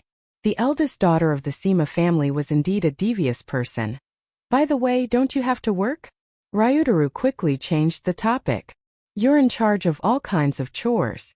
There should be a lot of things for you to do, right? The basic work has already been arranged. My remaining job is to deal with any unexpected situations and maintain contact with my subordinates. Wei Weaver said calmly. Originally, I should have accompanied the Holy Son of Heaven to visit the representatives of the various countries and greet them. However, the Holy Son of Heaven asked me to stay behind and went to greet the representatives by himself. Hence I had nothing to do. Is that okay? Ryutaru frowned. Since they're representatives from all over the world, they're definitely not simple characters. Isn't it too risky for Lord Shengzi to deal with those cunning people alone? Now is just the stage of testing each other. The most important thing is the conference. If we can't even get through this stage, we will be completely dominated by the representatives of the various countries at noon. Noah shrugged. That girl must have had such thoughts. That's why she resolutely went to the representatives' lounge alone. It's completely different from 3 years ago, when she could only rely on the celestial chrysanthemum. If it wasn't for this, our Sima clan would have already produced a Holy Son of Heaven assistant official, replacing the position of the celestial chrysanthemum minister. Weiji spoke frankly. The current Lord Holy Son of Heaven is no longer the same as 3 years ago. Although she is still very young and excessively kind, it is her saint-like purity that firmly attracts everyone. Even the celestial child, Chrysanthemum, serves her from the bottom of his heart. He has never thought of usurping the throne. Indeed, in the past, although the celestial chrysanthemum minister represented the dark side of Tokyo, he had never thought of usurping the Holy Son of Heaven's position. In fact, the celestial chrysanthemum minister respected and loved the Holy Son of Heaven. Even when his crimes were exposed by the Holy Son of Heaven, and the celestial chrysanthemum minister fell from grace due to the Holy Son of Heaven's help, he never resented the Holy Son of Heaven until his death. On the contrary, he was gratified by the Holy Son of Heaven's growth. In the current turbid era, the Holy Son of Heaven was very precious to the entire human race for being able to maintain such kindness and purity. Unfortunately, the purest flower in the world was inadvertently plucked by someone. Thinking of this, Noah once again realized that he was indeed a person blessed by the world. Without this level of protection, it would not be so easy to pluck this flower. While Noah was sighing, Ryutaro spoke to Noah again. Speaking of which, since Lord Shangzi has already gone to visit the representatives of the various countries, as the master of Fairyland, shouldn't you go and do a little formality? There's no need. Noah picked up the black tea on the table and leisurely sipped it while answering without hesitation. If it's a meeting for the purpose of networking and exchange, then I don't mind going through the motions and establishing a friendly relationship with the various countries. Unfortunately, they're not here to be friendly with us but to target us. If that's the case, what's the point of asking about their well-being? Ryutaro thought about it carefully and found that it made sense. But can't we still sound out the opinions of the various countries' representatives? There's no need for that. Noah pursed his lips and smiled. Because no matter what they've prepared for the meeting in the afternoon, I'll make sure they're all speechless. His extremely confident and forceful speech made Ryutaro's heart surge slightly. Even Weiji's eyes were twinkling like little stars as she looked at Noah with a look of admiration. As expected of the man I've chosen, to be able to become a man who can compete for the world's hegemony in less than 5 years, you're not just for show. If I had known this would happen, I would have made my move earlier and taken you down to prevent mugging from taking advantage of me. The surge in Ryutaro's heart completely disappeared and was replaced by an indescribable feeling. Even Noah almost rolled his eyes as he said in annoyance. Even if I don't do anything and just sit here, it doesn't mean that the probing won't happen. Both Weiji and Ryutaro were slightly taken aback by this sentence. I'm well prepared, but other people aren't. Noah smiled meaningfully. So, even if I don't go looking for others, they might come looking for me. It was as if he was trying to prove that Noah wasn't lying. In the next second, there was a knock on the door. Weiji and Ryutaro immediately reacted and focused their attention on Noah. Noah was still drinking his tea as he nodded at Ryutaro. Ryutaro immediately stood up, stepped forward, opened the door and walked out. After a while, Ryutaro came back in and looked at Noah with a serious expression. Noah asked when he saw the situation. Who is it? Ryutaro was silent for a moment before he spoke. Chiwoo Myunsuk. Noah raised an eyebrow then smiled. I didn't think he would want to contact me. I thought he would never want to see me again. After all, Noah was the one who made this dictator fall. It must have left quite a scar in his heart. But that guy's got the guts. Noah put down his teacup and said, "Let him come in." Rentaro immediately nodded, turned around and walked out again. Noah. Mugging finally recovered from the shock and came to Noah's side. Don't worry. Noah said calmly. 3 years ago I had him under my thumb. 3 years later I can do the same. Muging's expression softened. He nodded and stood behind Noah. Not long after, Ryutaro opened the door and walked in with a person. That person was naturally Chiwoo Myunsuk. After 3 years, Chiwoo Myunsuk still gave off the same imposing aura as before. He was like a lion that was ready to devour its prey at any moment. However, 3 years ago, when they first met, Chiwoo Myunsuk only regarded Noah as the leader of a police organization with some ability. Every word he said was filled with extraordinary arrogance. Today, Chiwoo Myunsuk no longer had the same arrogance as before. The moment his eyes met with Noah's, his expression immediately became serious. Long time no see, President Chiwoo, Noah said with a faint smile. I haven't seen you for 3 years. It seems that your body is still as strong as before. After all, it wasn't easy for me to survive from your hands, Chiwoo Myunsuk said in a self-deprecating manner. If I die so casually, wouldn't that be very disrespectful to you? I don't think so. Noah spread his hands. After all, there's a distance between Fairyland and the Osaka area. The mountain is high and the emperor is far away. It's not easy to do anything. On the contrary, There should be many people in the Osaka area who hate President Chiwu Myung-suk. I wouldn't be surprised if someone succeeded in venting their anger. Unfortunately, other than you, I've never been defeated by anyone. Chiwu Myung-suk narrowed his eyes. I'm sorry to disappoint you. It's not that I'm disappointed. Noah glanced at Chiwu Myung-suk. To me, whether you live or die really doesn't matter much. Chapter 21-28. Just like 3 years ago, the beginning of the conversation between Noah and Chiwu Zhongshuan made the atmosphere extremely dangerous. The sinister atmosphere made Mugging and Rintaro's faces tense, while Meiji was secretly nervous. Under such circumstances, Noah and Zhongshuan looked at each other, one with a smile on his face, the other with an awkward expression. It was clear who had the upper hand. Seeing the atmosphere of the entire lounge become extremely heavy, Wei Ji seemed to want to break the deadlock. She coughed and stood up. Hello, President Zhongshuan. I haven't greeted you in a long time. The daughter of the Sima family? Zhongshuan turned his gaze and looked at Wei Ji. After looking at the kimono beauty in front of him for a while, he smiled unrestrainedly. I heard that your Sima clan has completely replaced the Tiantong clan's position in the past. That's really worth celebrating.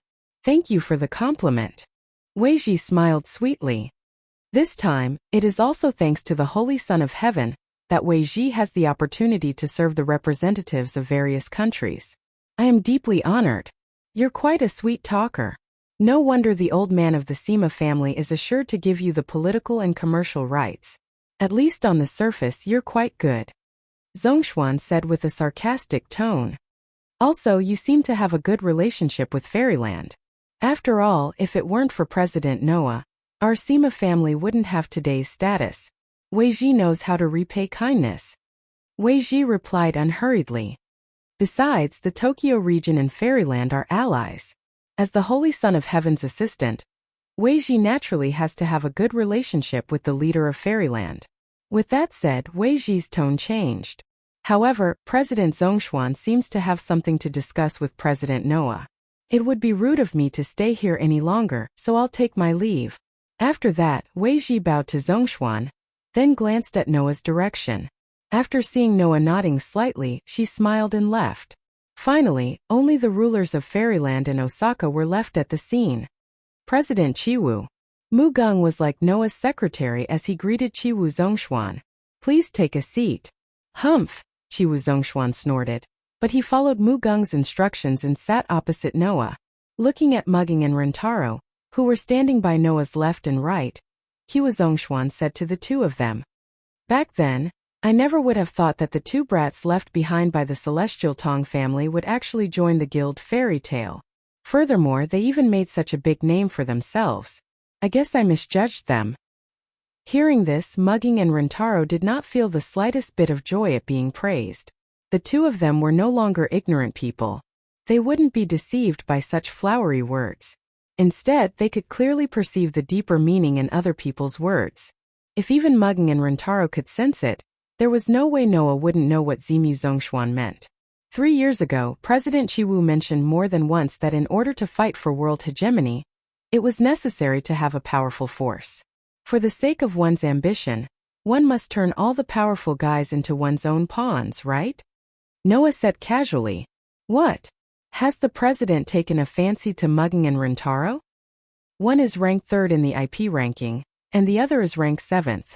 These two can be ranked in the top 10. Of course I want them. Chiwu Zhongshuan stared at Noah. In this era, great power can decide everything. Only the side that has greater power can obtain the hegemony of the world. As the leader of Fairy Tale, you should understand this better than I do, right? Oh. Noah pretended to be confused. What do you mean? Are you trying to play dumb? Chiwu Zhongshuan said sarcastically, with a hint of jealousy in his tone. Now, who doesn't know that you have the ability to obtain the world? You've easily gotten what I've always wanted, haven't you? I'm even beginning to suspect that the reason you created Fairy Tale back then was to prepare for the hegemony of the world. Chiwu Zhongshuan's words made Mugging and Rintaro frown slightly, with a little anger surging in their hearts. As the heroes who built Fairyland to its current scale, Mugging and Rintaro knew better than anyone why Noah was working so hard. How could this ambitious guy before them understand Noah? To Noah, world hegemony was the most boring thing. Noah's efforts all along were not for some boring world hegemony, but to save those children who were hated and rejected for no reason. The reason why the children in fairyland could live so happily, and the reason why the cursed children all over the world could find shelter, was all because of Noah's gentleness. However, in the eyes of others, Noah's gentleness had always been a conspiracy with a purpose. The rulers of many countries all over the world believed that the reason why Noah created fairy tale, built fairyland, and provided shelter for the cursed children was to obtain the power of the cursed children and achieve his goal of world domination. No one would believe that a person would spend so much effort to do all this out of pure kindness. In this regard, as the acting president and tour group leader of Fairy Tale, Mugging and Rintaro could understand it best. This was because Mugging and Rintaro had also been questioned by others more than once, believing that the two of them helped Noah out of ambition, creating fairyland, and working hard for Noah until their deaths. Who would have thought that? The reason why Mugging helped Noah without asking for anything in return was because Noah had helped her avenge her parents' death, and also gave her a new meaning in life, to not fall into the demonic path and become a person who could live under the sun. The reason why Rintaro helped Noah without asking for anything in return was because he and Noah were like-minded. Noah also wanted to save the cursed children, and also gave Rintaro the opportunity to save the world, defeat the protogut animals and uphold justice. Therefore, Noah was indebted to both Mugging and Rintaro. In the hearts of Mugging and Rintaro there was friendship toward Noah, gratitude toward Noah, and even admiration for Noah. However, there was a saying that went, "Measure the heart of a gentleman with one's own yardstick." Undoubtedly, there were some petty people who were extremely unforgiving, but were unwilling to believe that others were magnanimous as well. This referred to people with ulterior motives like Qiwu Zhongshuan. Did you think that just because you wanted to dominate the world, others had to do the same? President Qiwu, Mugging couldn't help but say, dominating the world isn't as attractive as you think it is. That's right. Rintaro didn't hide the mockery in his voice. At least that's how it is for us. Is that so? Qiwu Zhongshuan glanced at Mugging and Rintaro, then looked at Noah, who was quietly sipping his tea. Have you really never thought of dominating the world? The entire place fell silent. Under Qiwu Zhongshuan's gaze, Noah slowly raised his head, his expression extremely calm. If the whole world is filled with people like you, then I should really consider whether it's time for me to dominate the world, Noah said calmly. Otherwise, the world will really become a foul and stinky place. You? Qiwu Zhongshuan was immediately provoked, his fists clenched tightly. Noah spoke as if he hadn't seen anything. If you're here to confirm whether or not I have the intention of dominating the world, then are you satisfied with my answer? Qiwu Zhongshuan glared at Noah, his tightly clenched fists slowly unclenched. I admit that I underestimated you back then. I didn't expect you to be able to surpass me in just a few years, Qiwu Zhongshuan said in a low voice. However, I won't admit defeat just like that. With that, Qiwu Zhongshuan stood up and left. Looking at Qiwu Zhongshuan's back, Noah fell into deep thought. Chapter 21-29. With Qiwu Zhongshuan's departure, the entire lounge returned to a state of silence once again. Mugging and Rintaro had been watching Qiwu Zhongshuan's departure until he disappeared from their sight and the door was slammed shut. Only then did they retract their gazes and look at each other. Soon after, Rintaro spoke first. That guy is still as annoying as before. Rintaro was no stranger to Qiwu Zhongshuan. In the past, when he was in the Tentong family, Prime Minister Chrysanthemum Tentong had groomed Rintaro as a politician. Because of that, Rintaro had been to all kinds of occasions and had naturally met Qiwu Zhongshuan. However, it was because he had met Qiwu Zhongshuan that Rintaro would say such a thing. Most people would not have a good impression of someone as ambitious as Qiwu Zhongshuan, right? Although I've seen Qiwu Zhongshuan before, that was before I left the Tiantong family. Mugging crossed her arms, accentuating her ample bosom perfectly. After that, I've never seen the president again. Now that I think about it, it's great. It seemed that Mugging did not have a good impression of Qiwu Zhongshuan as well. When she thought about how it would turn into a confrontation between herself, the acting president, and Qiwu Zhongshuan if Noah did not return, Mugging found it very annoying no matter how she thought about it.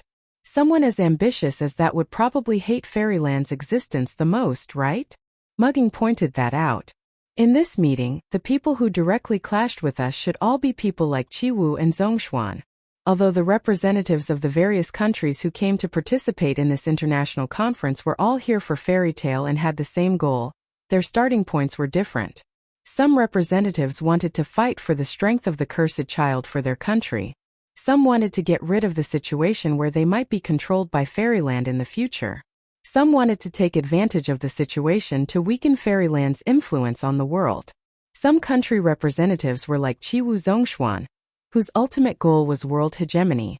They could not bear to see the threat of Fairyland and wanted to suppress or even eliminate it. In other words, although the representatives of these countries were all here for fairy tale, some were here for their countries, some for their rights, some for their own interests, and some for their own ambitions. Among them, people like Qiwu Zhongshuan, who believed that fairy tale was a huge threat and had their eyes on what they wanted, were undoubtedly the people who were most hostile to fairy tale. Isn't this the kind of person we need to pay attention to the most? Ryutaru scratched his head in annoyance. Really, it's one thing to be targeted by terrorist forces who can't see the truth, but I still have to deal with these ambitious guys. Just thinking about it makes me feel annoyed. But if Fairy Tale wants to save all of the cursed children, or even the entire world, she will have to face these people sooner or later. Mugging was very open-minded.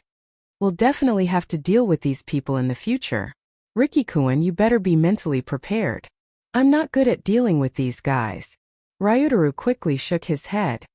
Miss Mugging, if you want me to be your bodyguard, then I'll do my best. If you want me to feign civility with these guys, then forget it. That's why Riki-kun is really useless. Mugging said unhappily. Fortunately, I have Xiaoshi to give me ideas. Otherwise, I don't know how I'll survive these 3 years. Alright, I'm useless. Ryutaru spread his hands. Noah, on the other hand, did not hear the conversation between Mugging and Ryutaru at all as he was lost in his own thoughts. After a while, Noah raised his head and looked at Mugging. Mugging, can you get someone to keep an eye on Qiwu Zhongshuan? Get someone to keep an eye on Qiwu Zhongshuan. Mugging was stunned before she reacted. Why? Is there a problem with Qiwu Zhongshuan? There are many problems. He's so ambitious that it's already a problem for us. Noah shrugged.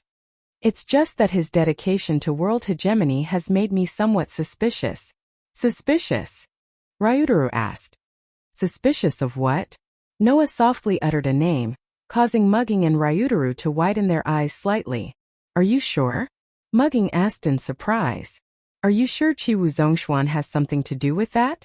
Of course I'm not sure. Noah laughed.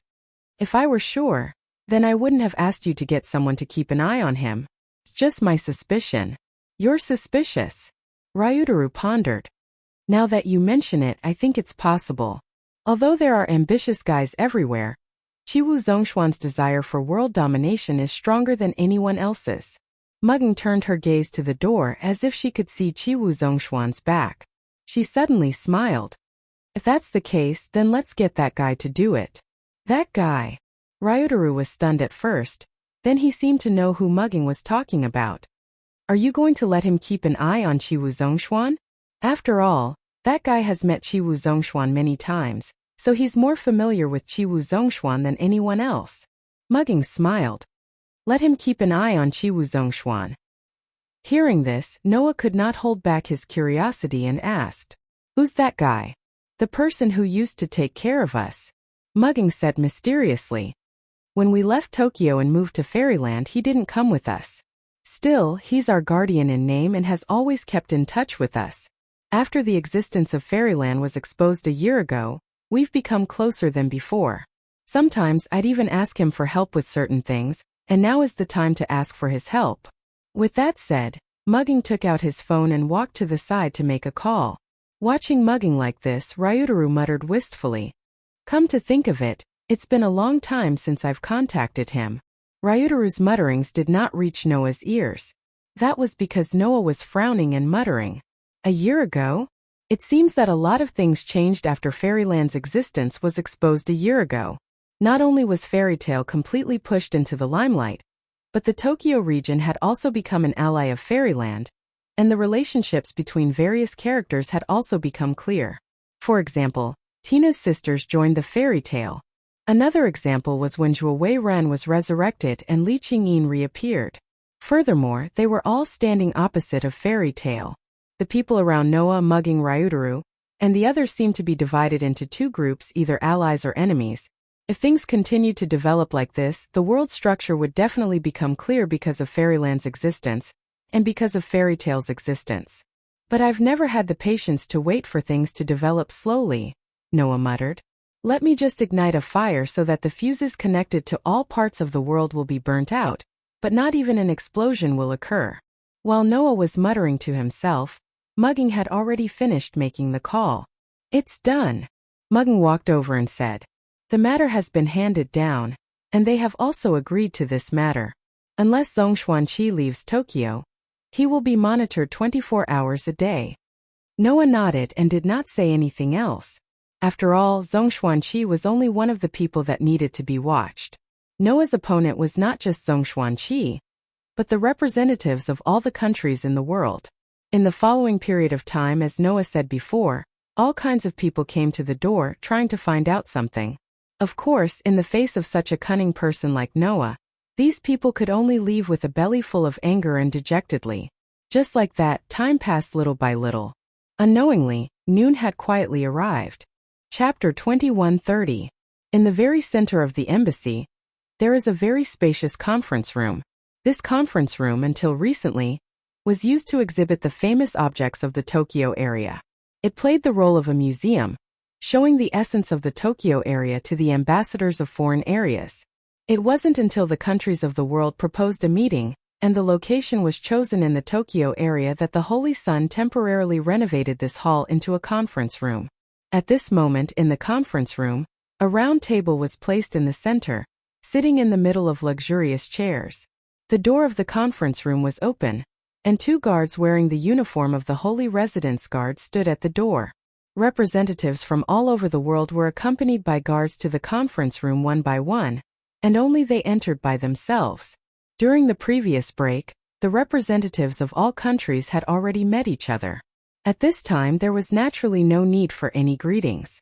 After entering the conference room one by one, they directly sat down, and the seats began to be occupied one by one. After the appearance of protozoa, the world's population declined sharply, and most countries were completely destroyed by protozoa, disappearing in the long river of history.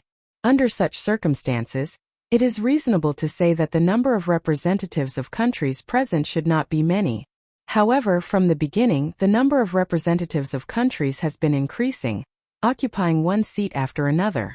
By the time there were only 2 seats left in the audience, the number of representatives of countries present was already close to 100 people. Why are there so many people? Could it be that all countries in the world sent multiple representatives? Of course not. In fact, if you think about it carefully, you will understand. Just like in the past, Japan is now divided into a total of 5 regions: Tokyo, Osaka, Sendai, Sapporo, and Bodo. The rest of the countries have suffered the same result as Japan, more or less divided into several regions. It is precisely because of this that in this world, the units of countries are not like before, basically divided by continents but divided by regions. In other words, the Tokyo area is an independent country, the Osaka area is an independent country, and the rest of the areas are also divided into independent countries one after another, so the number of countries has not decreased by much. In view of this, the number of representatives from all over the world is so large. However, although the number is large, it doesn't give people a sense of noise. After all, the people present were either the heads of state or important people in power. None of them were ruffians and would not make a racket in such a formal occasion. Therefore, after taking their seats, every country's representatives just sat there quietly. Even if there were whispers from time to time, it would not spoil the solemn atmosphere of the scene. After an unknown period of time, the final main characters finally arrived. Under the watchful eyes of the guards, Noah and Seiko walked out from one end of the corridor, followed by Mugging and Rintaro. Together, they walked towards the door of the conference room. Before they even entered the conference room, Noah and the others could already see that the room was filled with representatives from various countries. The representatives in the conference room seemed to have noticed the arrival of Noah's group. They all turned their heads and looked at them. Their eyes were all focused on Noah, Seiko, Mugging, and Rintaro. Suddenly, other than Noah, Seiko, Mugging, and Rintaro's hearts tightened. Their expressions involuntarily became serious. There was still some distance between them and the conference room, but when they saw all the representatives sitting in the conference room and felt the gazes of those representatives, Seiko, Mugging, and Rintaro had the illusion that they were about to step into the mouth of a ferocious beast. Only Noah's expression did not change. His face was calm. However, Noah asked Seiko in a low voice, "The things I asked you to prepare, have you prepared them?" "I've prepared them." Seiko did not turn around. She was still looking forward. Her red lips moved slightly as she said worriedly, "But can that avoid war? Can it or not?" Noah smiled irresponsibly. "Just wait and see." With that, Noah did not hesitate. He quickened his pace and walked towards the conference room. Although Seiko still wanted to say something, looking at Noah's back, a surge of courage and trust emerged in his heart. He steadied himself and followed closely. Mugging and Rintaro did not hear the conversation between Noah and Seiko. They looked at each other and followed. When they reached the door, Rintaro stopped and watched as Noah, Seiko, and Mugging entered the conference room. Immediately, the two guards immediately stepped forward and slowly closed the wide door of the conference room. Bang! With the loud sound of the door closing, the entire conference room was completely sealed off. However, the heavy atmosphere in the air did not decrease. Instead, it increased. All the representatives looked at the arrival of Noah, Elysium, and Mugging. Their gazes changed and they looked at each other. Everything was said in silence. Just like that, Noah and Seiko sat down in the remaining two seats. Only Mugging was left standing behind Noah. Looking at this scene, many of the representatives showed dissatisfaction. The importance of this international conference was self-evident. There was no need for further explanation. In order to avoid any accidents, the conference was conducted in a closed manner. Every country's representative had to go into battle alone. They were not even allowed to bring their guards with them. In the end, Noah brought someone with him. Was that not telling everyone that Noah was more special than everyone present, and even had a higher status? This way, the representatives of each country would naturally be dissatisfied. However, they were all smart people. They knew that this was not the time to denounce. That was because Mugging was not an ordinary guard. He was the acting president of Fairy Tale. Although after Noah's return, the biggest voice and decision-making power in Fairyland was Noah's. As Noah's spokesperson for the past 3 years, Mugging's existence had long been known by everyone. His reputation was comparable to the mysterious hermit. In other words, Mugging could also be a representative of Fairyland. Even so, it was equivalent to Fairyland sending 2 representatives. However, the international conference did not stipulate that a country could not send more than 1 representative, right? In this case, if they were to denounce, they would only end up with a few sarcastic remarks. It would not help the outcome at all. Thinking of this, even if they were dissatisfied, the representatives of each country did not say anything. Of course, many people thought that the reason Noah brought Mugging along was not because he lacked confidence, but because he was not in Fairyland for the past 3 years and did not understand the situation. If he were to attend this conference alone, he might be at a disadvantage. With this thought, many people began to think that the real troublesome one should be Mugging and not Noah. Only some people knew that Noah was far more terrifying than Mugging. For example, Chiwu Zhongshuan. The opponent this time is not the brat from the Tentong family, but that terrifying cursed child Shelter. That was Chiwu Zhongshuan's thought. Just as the representatives of each country were secretly observing Noah and Mugging with various thoughts in their minds, Elysian Sun stood up. "First of all, I would like to express my gratitude to everyone here." Elysian Sun bowed. "Thank you all for gathering in Tokyo today and choosing us as the venue for this international conference. In the name of the ruler of Tokyo, I swear to you that I will ensure the fairness of this conference and maintain the order of the conference. I hope you can cooperate with me." After that, Elysian Sun raised his head and said so. This conference has gathered all the countries in the world today. Almost all countries have sent representatives to participate in this conference. This is a grand event that has never happened since the beginning of the Protozoa War. Here, I sincerely hope that this international conference can promote exchanges between countries, speed up the connections and relationships between countries, and make humans more united, contributing to the eradication of the protozoa and the restoration of human territory. Elysian Sun said these words in a sincere tone. Then, in the name of the ruler of Tokyo, Elysian Sun, I declare. The first international conference officially begins. Chapter 2131. President Noah. President Noah. President Noah. When Seiji announced the start of the meeting, most of the representatives couldn't wait to speak, and they all spoke in Japanese. After all, they were representatives of various countries selected to participate in the international conference. In order to achieve their own goals in the conference, it was unlikely that the countries in the world would send someone who had to communicate through a translator as a representative. There was some risk involved in that. However, when the representatives of various countries were about to speak, Noah suddenly raised his hand. Everyone, I'm sorry. Noah interrupted the speech of all the representatives with a very calm sentence. Before the meeting begins, I want everyone to witness a big action initiated by Fairyland with me. With one sentence, all the representatives present were stunned. Ignoring the stunned representatives, Noah looked at Shang Tianzi and said to him, "Bring up the things you've prepared." What? Shang Tianzi was extremely surprised. Now, that's right. Noah looked straight at Shang Tianzi. Now. Got it. Shang Tianzi's face was full of confusion. He didn't know what Noah was going to do, but he still did as Noah said. He took out the communicator from his arms and said, "Bring up the things." As soon as Shang Tianzi's words fell, the door of the conference room opened. The moment the clear sound of the door opening rang out, all the representatives present turned their gazes towards the door. In the next second, all the representatives of the various countries saw it. Two guards of the holy abode pushed a cart with a large LCD screen on it and came in from the door. Seeing this scene, all the representatives looked at each other in dismay. What are they going to do? Even Qiwu Zhongshuan in the crowd frowned. He stared at the LCD screen that was slowly pushed in by the guards and couldn't help but ask in a deep voice.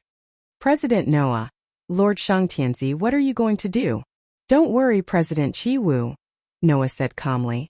You'll know later. Anyway, I won't disappoint you.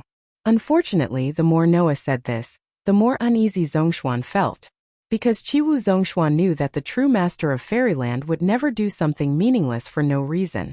When the international conference was announced, Noah was definitely not trying to mystify things by doing this. Therefore, Qiwu Zhongshuan had a feeling. Following this, the development of the entire international conference would most likely exceed the expectations of all the representatives present. With this thought in mind, Qiwu Zhongshuan suppressed the uneasiness in his heart and stared closely at the LCD screen. All the representatives present had their attention completely focused on the LCD screen, their expressions more or less carrying a trace of confusion and doubt. Just like that, the two guards pushed the screen to the front of the conference room, facing all the representatives. Only Noah had his back to the LCD screen. Then the two guards bowed and retreated, closing the door of the conference room again. It was only then that Noah stood up, looked around at all the representatives present and said, "Next, I'm going to show you an annihilation operation launched by Fairyland alone." An annihilation operation? The representatives were shocked. What does this mean? Could it be that Fairyland was preparing to attack a nation? Is this man going to show the power of Fairyland and use a reign of terror to make everyone here compromise? All of a sudden, all the representatives of the various countries were filled with fear. Noah, on the other hand, acted as if he did not see anything and spoke to Mugging. "Mugging, get ready." Got it. Mugging seemed a little surprised, clearly not knowing what Noah was planning. However, before the conference began, Noah did ask her to make some preparations. Therefore, when Noah spoke, Mugging walked to the side of the LCD screen and started operating on a laptop next to the LCD screen. Clang. In the next second, the LCD screen lit up and showed an image. The scene that appeared on the screen was a forest. Looking at the forest on the screen, the expressions of many of the representatives present changed abruptly. The demonic forest? The demonic forest. This name was familiar to all humans. This was especially true for those of the older generation who had experienced the first protogut animal war. This name was enough to make them turn pale in fear. Because, as the name suggests, it was one of the three great demonic realms in the world today. In this era where the protozoans appeared and most of the human land was occupied by them, there were three places that were classified as the most dangerous regions by the world. In those three regions, the most terrifying protozoans in the world lived. Some of them were occupied by a large number of protozoans, treating them as territories and territories. Some of them were hibernating protozoans of the highest level, which were stage V zodiac protozoans. Even other protozoans did not dare to step into them. Therefore, these three regions were called the demonic realms by humans. They were the demonic forest, the demonic canyon, and the demonic sea region. If one day humans had the ability to attack the three great demonic realms, it would mean that the protozoans were about to be wiped out, and the human race would regain its past glory. Therefore, the ultimate goal of humans was to trample the three great demonic realms. At this moment, the forest shown on the LCD screen was one of the three great demonic realms, the demonic forest. In there lived a group of the highest level protozoans in the world. The protozoans in this forest were at least stage 3 protozoans. Moreover, the regeneration ability of these protozoans was almost all above stage 2, so they were not monsters that could be eliminated by simply relying on the rhenium metal. As for the protozoans living in there, their number could definitely be described as tens of thousands. Tens of thousands of protozoans with the lowest stage 3 protozoans. Moreover, their regeneration ability was above stage 2, and could not be completely eliminated by the rhenium metal alone. If such a forest couldn't be called the demonic realm, then what was the demonic realm? As the representatives of the various countries looked on in shock, Mugging, who was operating the laptop, spoke. What everyone is seeing now is an image captured by our Fairyland's artificial satellite, and it's a live broadcast. As soon as he said that, not only the representatives of the various countries around the world, but even the Holy Sun's expression changed slightly. Among the 11 stage V protozoans known as the Zodiac, one of them was called Sagittarius. It was a protozoan that possessed extremely rare long-range attack means, and its danger level was far above the other stage V protozoans. When this protozoan first appeared in people's sight, it did something that caused great losses to the entire human world. That was, most of the artificial satellites launched into outer space by various countries around the world were shot down by Sagittarius. Today, Sagittarius was still a huge threat to the artificial satellites created by humans, making artificial satellites extremely precious. Artificial satellites that could be successfully launched into space and survive had practically become living fossils. He did not expect that Fairyland would have the ability to launch artificial satellites into outer space and even successfully preserve them after just 3 years of being established. This made all the representatives of the various countries realize that it was not just strength, but Fairyland's technological development was also not inferior to the major countries. Just as the various countries' representatives had such a thought, Noah's voice suddenly rang out. "All right, the operation is about to begin. Everyone, please pay attention to the screen." Hearing that, the representatives of the various countries present almost subconsciously raised their eyes and looked at the live broadcast on the LCD screen. Then, everyone saw on the screen that in one of the directions of the demonic forest, military helicopters were speeding in from the distance. When the military helicopters landed on the ground, one by one, people came down from the helicopters. These people were all 13 or 14 years old, little girls who were clearly underage. Obviously, they were all cursed children. On these cursed children, a sigil that resembled a fairy could be faintly seen. There was no need to explain the cursed children's affiliation. Chapter 2132. Seeing the cursed children disembarking from the military helicopter one after another and lining up neatly, facing the demonic forest, all the country representatives in the conference room widened their eyes slightly. Initiator of the IP ranking number 3, Think Tank. Initiator of the IP ranking number 4, Pluto. Initiator of the IP ranking number 6, Multiple Eyes. Initiator of the IP ranking number 7, Tornado. Initiator of the IP ranking number 9, Small Annihilation. Initiator of the IP ranking number 10, Dive into the Sea. One by one, The nicknames of the initiators that almost resounded throughout the world appeared in the conference room amidst the shocked voices of the country representatives. Even Mugging and the Holy Son of Heaven stared blankly at the familiar faces of the girls at the front of the neatly arranged initiator group on the LCD screen and fell into shock. After all, among them, even Xiaoshi and Yanju were among them, and their images were clearly reflected on the screen.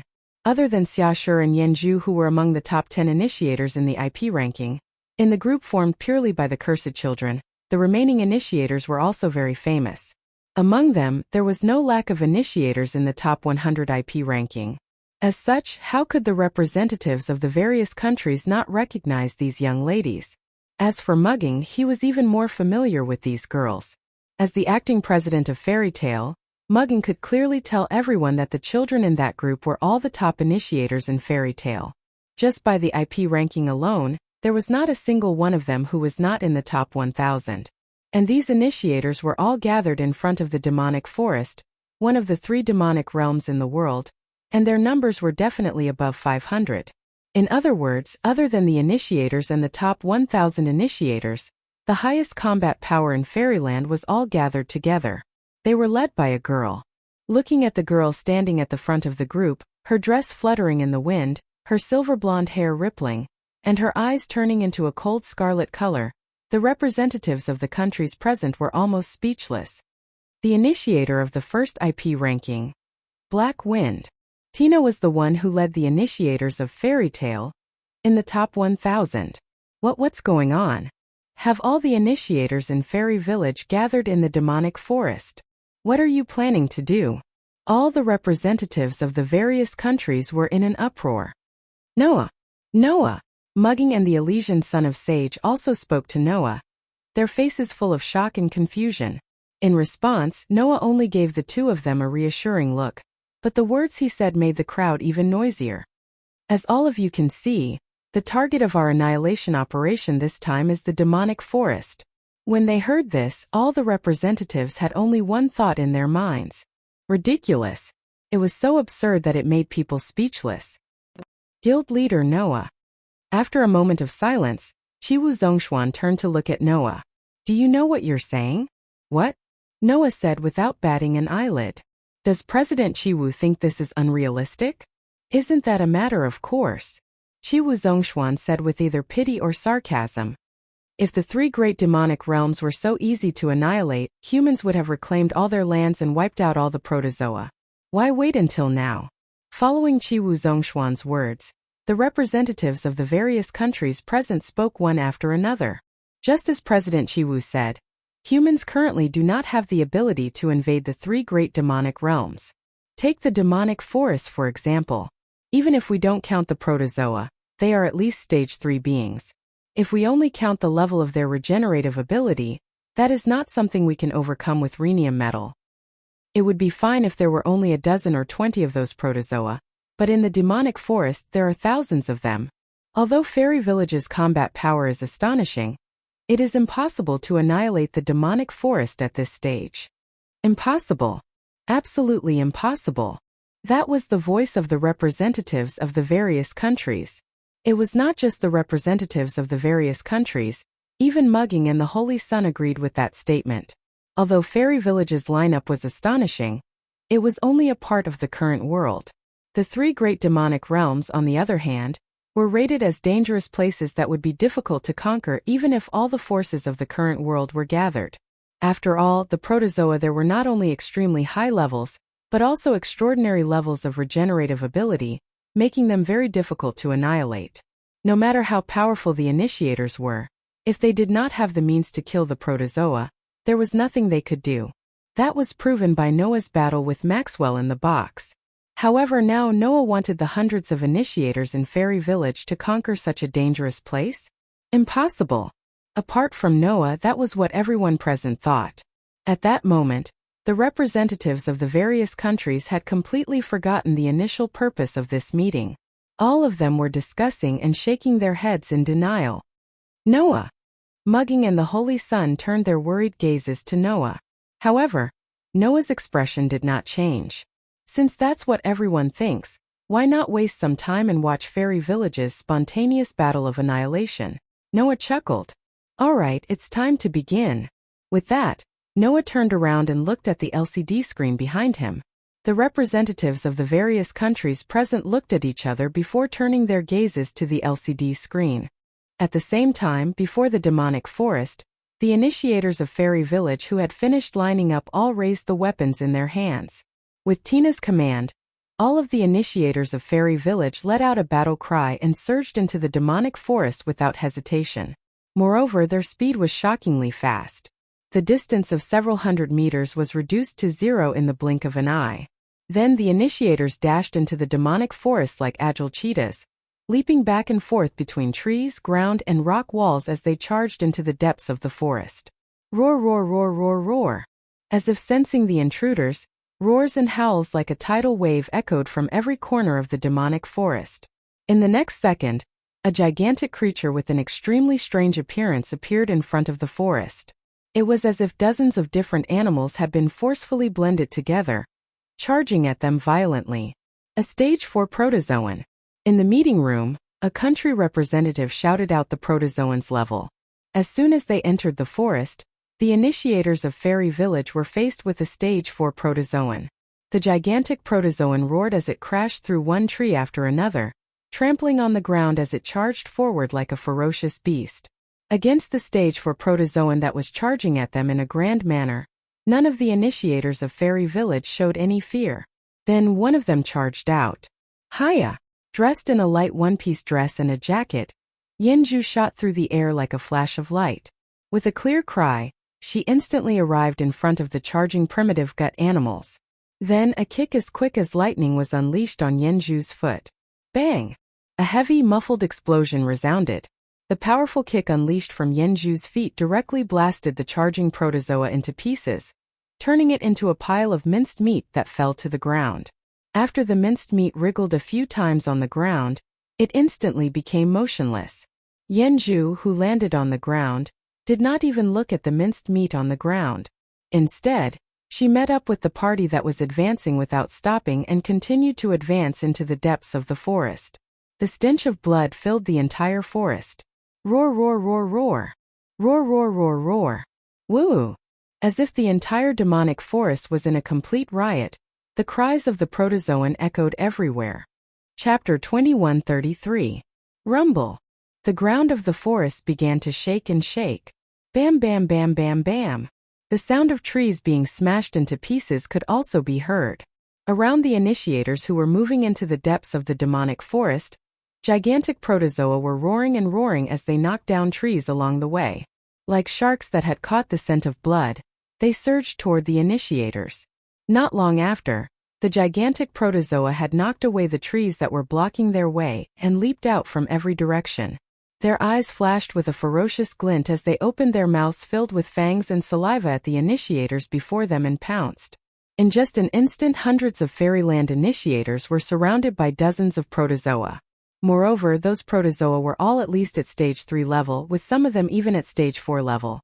Their gigantic size was very intimidating. Even so, there was not a hint of fear on the faces of the initiators from Fairyland. Their advancing footsteps did not pause at all, and merely raised the weapons in their hands to meet the army of primitive animals that were encircling them. Roar, roar, roar, roar. The monsters' roars shook the air. Hey-ah! The girls' cries echoed all around. The cursed children with weapons in hand faced the army of protozoa directly, clashing head-on with them. Bam, bam, bam, bam.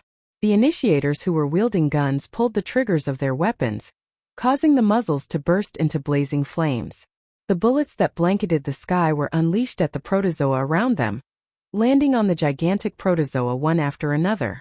The higher the stage of the protozoa, the larger its size would be. In order to support its gigantic body, the higher the stage of the protozoa, the harder its skin would be to penetrate.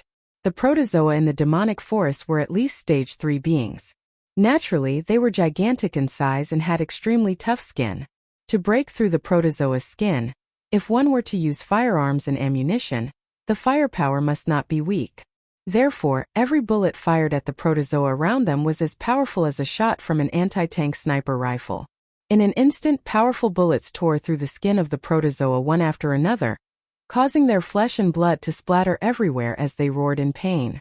And at that moment, the initiator of the melee battle rushed forward, using the weapons in his hands to strike thunderously at the protozoa.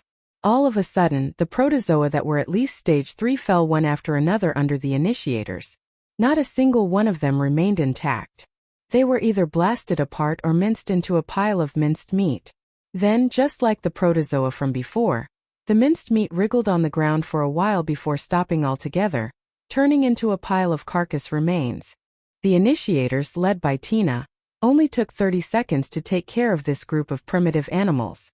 30 seconds later, the hundreds of initiators finished off all the protozoa that surrounded them. Like agile cheetahs, they continued to leap between the trees and marched forward. His footsteps did not stop at all. Wow! In the conference room, the representatives of each country who saw this scene on the LCD screen all stood up abruptly with shocked expressions on their faces. How is this possible? An army of protozoa that were at least stage 3 or above was taken care of just like that. They didn't regenerate. Moreover, aren't the initiator's abilities too high? It's one thing for the tornado to be able to take care of the stage 4 protozoa in one hit. After all, it's the 7th IP ranking. But how come the initiators who are only ranked within the top 1,000 have such powerful combat strength? At this moment, all the representatives of each country were shocked. There were two reasons. One was that the protozoa did not regenerate. The protozoa in the demonic forest were famous for their extremely high regenerative abilities. Basically, they were all at least level 2 regenerative abilities and could ignore the level of ordinary machine-made weapons. However, from the beginning, none of the dozens of protozoa showed that level of regenerative ability and were defeated in an instant. Moreover, the initiators displayed on the LCD screen were also astonishingly powerful. Be it the top 10 initiators, the top 100 initiators, or the top 1,000 initiators, all of them seemed to have received an astonishing amount of combat power at this moment. Be it the stage 3 or 4 protozoa, all of them were dealt with in an instant. This group of initiators with amazing abilities swept through the army in the forest that was regarded as the demonic forest without stopping. Facing the huge protozoa that came from all directions crashing through trees, rock walls and caves, they fearlessly raised their weapons and faced them head-on. Displaying their terrifying combat strength, they killed the protozoa one after another on the spot. It was as if they had entered a place where no one could stop them. Impossible. Some of the representatives of each country couldn't help but use their own country's language. Gulp.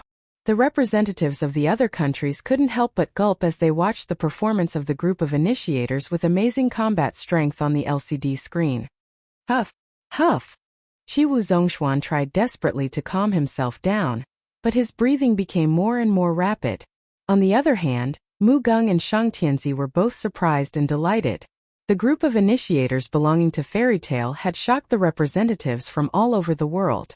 In front of the representatives of these countries, the corners of Noah's mouth slowly curled up, and he finally spoke. According to the reconnaissance of Fairyland's artificial satellite, apart from those stage 1 and 2 insignificant characters who accidentally entered the forest from the outside, there are a total of 12,573 stage 3 and stage 4 protozoa that are known for their high level of regenerative ability. On the other hand, we sent 648 initiators, a difference of about 21.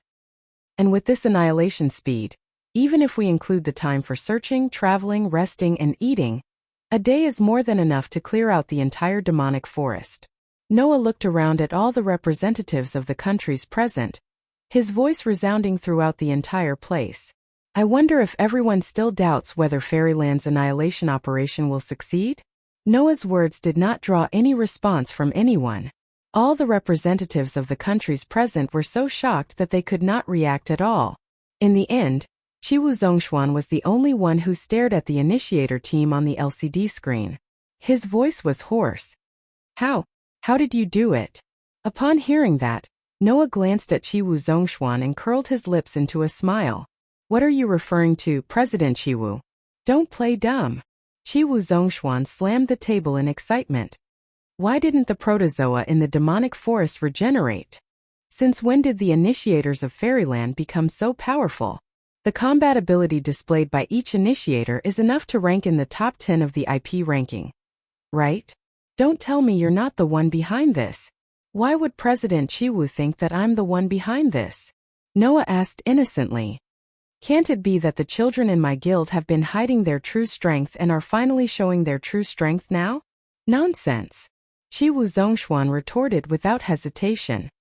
According to the investigation, other than those in the top 10 of the IP ranking, the rest of the initiators in Fairyland have never shown this level of ability before. If they were hiding their true strength with so many of them, one or two of them should have been exposed long ago. Is that so? The innocence on Noah's face disappeared and was replaced by a half-smile. Then I'm sorry to trouble you, President Chiwu, to investigate the children in our guild so thoroughly. Well, Chiwu Zhongshuan's eyelids twitched when he realized that he had said something stupid. However, Noah no longer paid attention to Chiwu Zhongshuan. He turned around and went to the laptop next to the LCD screen and started operating it. The next moment, the image on the screen began to expand, showing the waists of the children who were killing in the forest. It was only then that all the country representatives noticed. On the waists of those children were all wearing a small device. Chapter 2134. What? What is that? Looking at the small device displayed on the screen, all the representatives present had a look of disbelief. Because none of the representatives present could recognize the small device pinned to the waists of the initiators. It was as small as a mobile phone.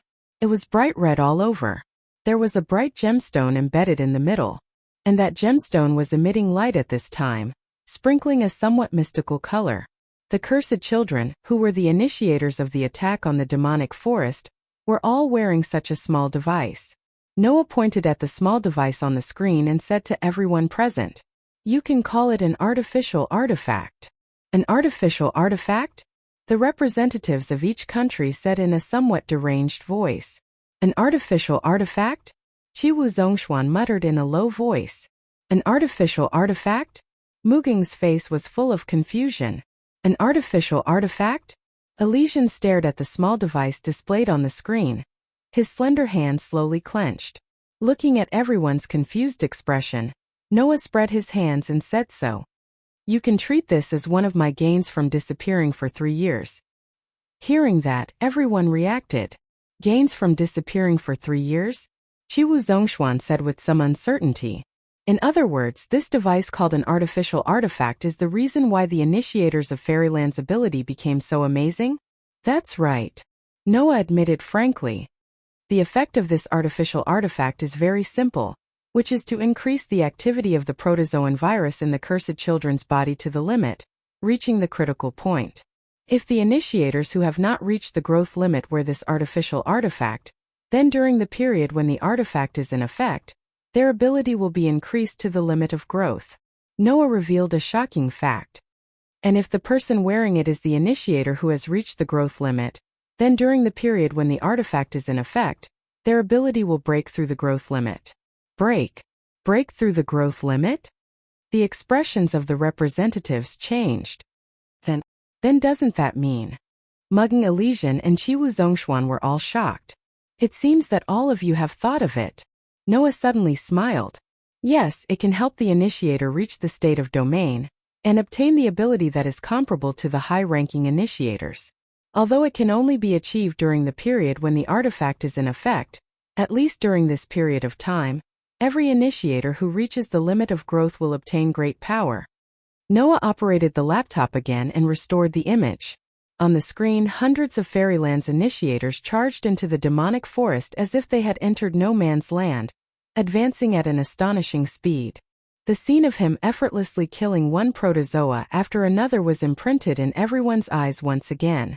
The children who are attacking the demonic forest are all wearing artificial artifacts, and they are all initiators who have reached the limit of growth. Noah's voice clearly entered everyone's ears. In other words, what you are seeing now is a total of 648 initiators who have reached the realm of domain and have surpassed the limit. All of them are strong enough to be ranked in the top 10 of the IP rankings. They have formed a team to attack the demonic forest. A total of 648 initiators who had reached the realm of domain collectively attacking. At a time when a single initiator who had reached the realm of domain had the ability to change the world's military structure, How terrifying would the power of a total of 648 initiators who had reached the realm of domain collectively working together be? This fact was displayed in front of all the representatives of the countries in the world. Even if an initiator who has reached the realm of domain wears an artificial artifact, the activity of the protozoa virus in the body will be raised to an extremely high level. The power obtained will definitely be more powerful than a stage V protozoa. Noah's voice rang out powerfully. And the protozoa virus that has reached the limit will also trigger a kind of field that can affect the activation of the protozoa virus in other individuals. Unless they also have an artificial artifact that can cancel each other out, no matter if the target is a cursed child or a protozoa, they will not be able to trigger the regenerative ability. This way, when the host completely dies, the parasitic protozoa virus would naturally die along with it, not allowing the host to regenerate. What did this mean? That is to say, the son of the sage said with some difficulty, this artificial artifact can replace the T-metal? Not only the T-metal, it can even replace the T-metal. Noah dropped such a bombshell. With it, even if humans lose the T, they can still resist the protozoa. At this moment, all the representatives of the countries widened their eyes and trembled. Hope, Mugging muttered. Hope that they can completely defeat the protozoa. Yes, this was the hope that humans could completely defeat the protozoa. One had to know that although the T could suppress the regeneration of the protozoa, this metal was limited and could only be mined in volcanic areas. At present, all the countries in the world had already developed a sense of crisis. That was the gradual decrease of the T-metal. If one day the T-metal was completely used up, then humans would no longer have the means to fight against the protozoa. Even the giant stone tablet that protected the last pure land of humans was made of T. Therefore, once the T-metal disappeared, then humans would truly perish. However, the artificial artifact in front of them brought new hope. If this artificial artifact could really replace the T-metal and completely suppress the regeneration of the protozoa, it could even suppress the level 2 regeneration ability that could ignore the T-metal. It could even replace the T-metal and suppress the strongest level 5 regeneration ability. Then, it would no longer be a dream for humans to defeat the protozoa. Not to mention, it could also increase the power of the initiators and give birth to batches of initiators who could break through the growth limit and reach the domain realm. With this power, hundreds of people could conquer one of the 3 great demon realms in the world. If it continued to increase, then defeating all the protozoa would no longer be a dream. Thinking of this, not to mention mugging, even the representatives of the countries were trembling with excitement. The son of the sage, who longed for peace, was almost suffocating and almost shed tears. However, at this moment, Noah suddenly poured a basin of cold water on them. Unfortunately, the artificial artifact increased the activity of the protozoa virus to the point of breaking through the growth limit. That will also increase the erosion rate of the protozoa virus in the cursed child's body to the limit. Noah tapped on the laptop in front of him and said calmly, according to my calculations, if a cursed child who has reached the growth limit uses the artificial artifact, then within 10 minutes, the erosion rate of the protozoa virus in his body will increase to more than 50%, and he will become a protozoa. That one sentence woke everyone up from their excitement. How? How could this be? The son of the sage's expression changed abruptly. Doesn't that mean that the use of this artificial artifact has to be exchanged with the lives of the cursed children? Of course not. Noah smiled and waved his hand. That's only for the average cursed child. Fairyland has a preparation that can completely suppress the protozoa virus. Therefore, for us, this artificial artifact can be used in actual combat. Hearing that, Mugging and the son of the sage both breathed a sigh of relief and fell back into surprise. Only the representatives of the country seemed to have their hearts chilled, and their expressions turned extremely ugly. Especially Qiwu Zhongshuan, who seemed to have thought of something and secretly cursed in his heart. According to what Noah said, then the following development would it not be? Fairyland is the only one who could produce the antidote, just as the cursed children who have joined Fairyland are the only ones who could use artificial divine artifacts. As long as the cursed children are willing to join Fairyland, saving the world and defeating the protozoa is just around the corner. As expected, Noah calmly said something in front of everyone that caused the expressions of all the representatives to change drastically. Therefore, to save the world and humanity, I hereby make a request. I hope that all countries in the world can transfer all the cursed children within their borders to fairyland and contribute to saving humanity." As he said that, Noah had a thought-provoking smile on his face as he looked at the representatives whose expressions changed abruptly. "This is for all of humanity. You won't refuse, right?" Chapter 21:35. In a split second, the entire conference room that was still noisy a second ago seemed to have been frozen into ice. All sound disappeared without a trace, and even the atmosphere in the air was chilled. Along with it, the hearts of the representatives froze into ice as well. It was only at this moment that all the representatives present knew why Noah would display the power of the fairy tale at the conference, presenting the annihilation operation planned by Fairyland before everyone's eyes. Noah's actions were for one thing, and that was to make all countries who intended to reclaim the cursed children go for wool and come home shorn. "You." The representatives looked at Noah in disbelief. Qiwu Zhongshuan felt his vision darken as he felt a sense of dizziness.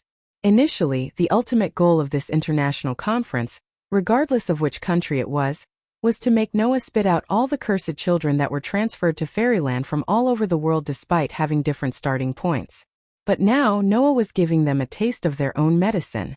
In turn, with the announcement of an annihilation operation and an artificial divine artifact, he had all the countries send the remaining cursed children in their own country to Fairyland. Could all the countries in the world agree to such a thing? Of course not. They were here to weaken Fairyland's power in the first place, so how could they weaken their own power and strengthen Fairyland's? Looking at the shocked and enraged faces of the representatives, Noah's expression became sarcastic. "I know how you feel, but this can't be helped. Now, humanity is being threatened by the primitive animals and has reached a point where survival is difficult. If we want to break the deadlock, we can only rely on the artificial divine artifact. This is an indisputable fact. Don't you want to save all of humanity? Don't want to save all of humanity?" Most of the representatives of the various countries present did not have such thoughts in mind, because they only wanted to save their own country. Who would be selfless enough to save all of humanity? However, could the representatives of the various countries present say this out loud? Once they did, they would instantly lose the support of the people in their country and be ousted from office.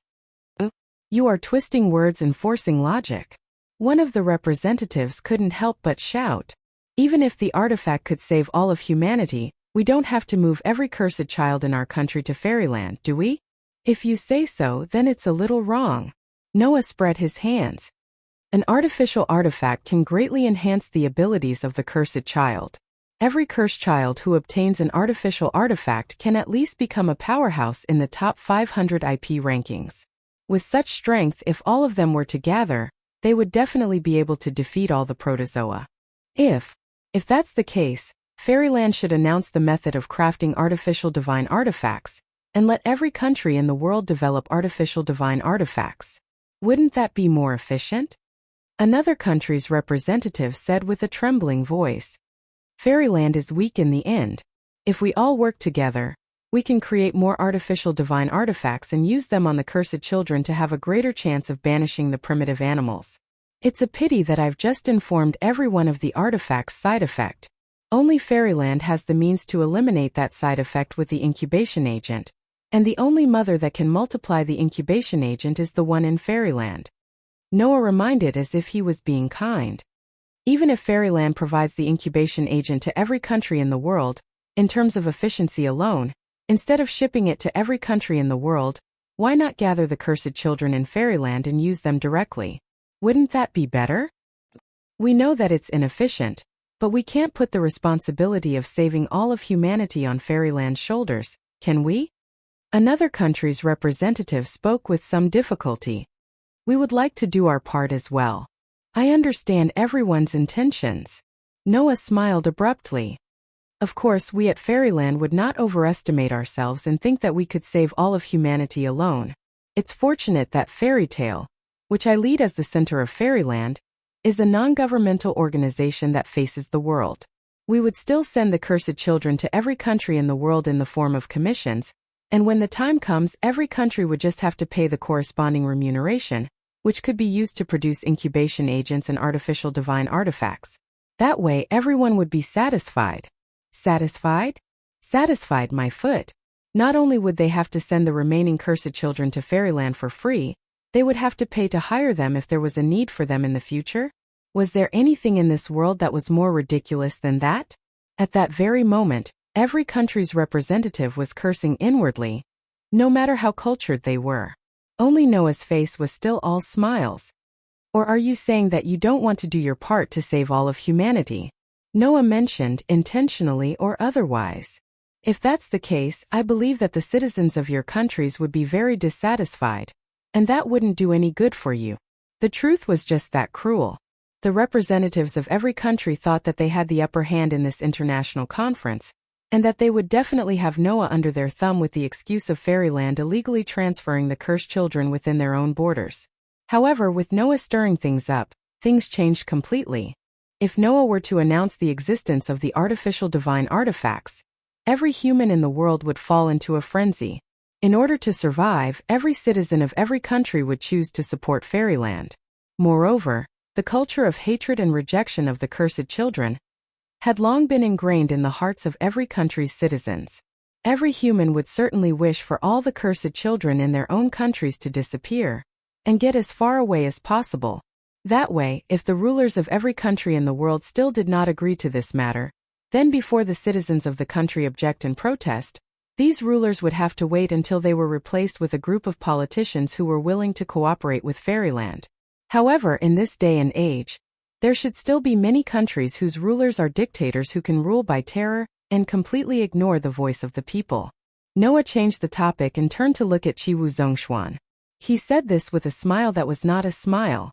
We can't agree with such people who ignore the will of the people and don't want to contribute to the human race, and only care about their own private rights. Therefore, if there really is such a dictator, I think that every country in the world should unite, march into that country's territory and eradicate such vermin. Don't you think so, President Qiwu? Qiwu Zhongshuan's face turned extremely pale in an instant. The faces of every country's representative present also turned a little pale, and dispirited emotions welled up in their hearts. Lost. This time it was a complete loss. From the moment Noah announced the artificial artifact, every country in the world was doomed to fail, and even had to turn around and help fairyland. Because the citizens of every country in the world would stand on fairyland's side. Stand on Noah's side. Once, in order to wipe out the entire Tendo family, Noah used the dark side in the hearts of the people in the Tokyo area, and succeeded in achieving his goal. And this time Noah no longer used the dark side of the people in a small Tokyo area, but the dark side of all humans in the world. The desire to survive was aroused for one's own survival. The sense of belonging for the glory of the past. The hatred that burst out in order to defeat the monster horde. These emotions would be used by Noah, and become the stepping stone to achieve the entire fairyland, and to oppress all countries in the world. In the face of these, every country in the world had no other choice. It seems that everyone has made a decision. Looking at the ashen faces of every country's representative present, Noah withdrew his artificial smile, and his face returned to calmness. Now, I have to tell everyone here something. Sins committed by the heavens can be forgiven, but sins committed by oneself are the hardest to bear. These are all your own doing. Noah's gaze swept across the faces of every country's representative. No matter what your purpose is, your actions are sacrificing the happiness of those children. Since you can't give the children a smile in fairyland, then don't even think about the children. With that, Noah ignored the reactions of every country's representative present, and spoke plainly to the Holy Sun beside him.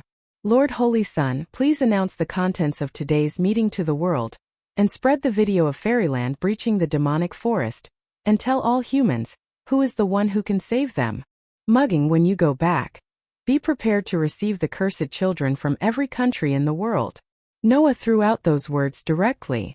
If any country is unwilling to contribute to all of humanity, you know what to do. What else could be done? Of course it was to make it known to the world and let them suffer. Mugging and the Holy Sun both suppressed the excitement in their hearts, and nodded. Seeing this, every country's representative present understood. Things could no longer be undone. There's nothing else you want to say, right? Noah said indifferently. If that's the case, this international conference will be adjourned. With that, Noah turned around and led Mugging and the Holy Sun out of the conference room. Only a group of countries' representatives were left standing in place, unable to recover for a long time. Chapter 21:36. The world would walk towards the light because of Noah alone. In order to increase his chances of winning, Noah had the idea of creating an artificial artifact. Of course, we're only collecting the cursed children in the world. Perhaps there will be new cursed children born in other countries in the future.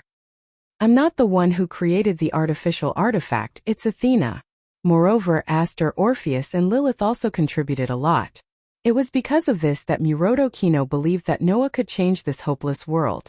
Immediately, Noah had Hina, Xiaoshi, and Yinzhu rush back to Fairyland to gather people and spread the news of the annihilation operation in the demonic forest. Even Rentaro patted Noah's shoulder, his heart filled with emotions. When the protozoa were defeated and humans were released from their twisted hearts, perhaps they would be completely divided into two types of people. So, the reason you disappeared for 3 years was to prepare for the artificial artifact? In order to prevent the same thing from happening to the children in the world, it seems that we have to investigate the household records of every country in the world. We can't leave out a single child. God knows how long it would take to recover to its peak. This world was completely distorted after the protogut animals appeared. As the strongest sword spirit, Aster could use a certain degree of steel elven magic. He was quite knowledgeable about the weapon refinement of steel elven magic. After Athena perfected the design of the artificial artifact, he used elven magic to refine the outer shell. In the corridor of the embassy, Rentaro learned about the whole process and result of the meeting from Mugging, and said to Noah in surprise and joy. After all, unlike in the past, the current fairy tale could go up against countries all over the world at any time. The first type was those who were liberated from their hatred and were enlightened. They no longer stuck to the past and chose to move towards the future. In fact, Noah had already asked Athena to design an artificial artifact for the cursed children. Therefore, Noah did not take credit at all and only explained to Rentaro. Noah, who didn't know what Seiji, Mugging, and Rentaro were thinking, was still immersed in his own thoughts. This was the only thing that could be confirmed. Could it be that the child is the same as Xiaoshi and has intelligent protozoan genes in his body? Orpheus and Lilith were known as the dragon gods with unlimited power. Both of them gave their own snakes to the artificial artifacts at the moment when the artificial artifacts were formed, so that the artificial artifacts could gain power and produce amazing effects. Some countries don't even register their cursed children, Rentaro said. Even in terms of strength, in this world, Aster, Athena, Orpheus, and Lilith were unbeatable existences. Naturally, driven by the world's pattern, the latter would begin to flow towards Fairyland, while the former would be shut out. Rentaro's surprised words made Noah, who had been calm and strong in the meeting room, feel a little helpless. However, Noah had never thought of asking Athena to create an artificial artifact that could destroy the gods. As long as it could increase the collective combat power of Fairy Tale and could be mass-produced, it would be enough. Moreover, the first to be distorted was none other than the humans themselves. The ones who actually carried out the plan were Aster, Athena, Orpheus, Lilith, Hina, Xiaoshi, Yinzhu, and the other girls. Moreover, the one who created the artificial artifacts was not Noah, but Athena. That was just an excuse to fool the representatives of the countries. I didn't think that things would develop like this. That child called Athena could actually create such an artificial artifact? Mugging said in disbelief. In other words, Noah had only drawn up a plan from the beginning. There was one person who, in less than 5 years, saved all the innocent children in the world who were hated and ostracized by humans. So, that child is that powerful? That's true. Mugging composed herself and said, there are still many things that need to be done. In order to give those children the same happiness, we have to come up with countermeasures. Otherwise, once those countries with bad intentions hide them, we can only be kept in the dark and let those children suffer silently in places we can't see. We have to think of a solution to that as well.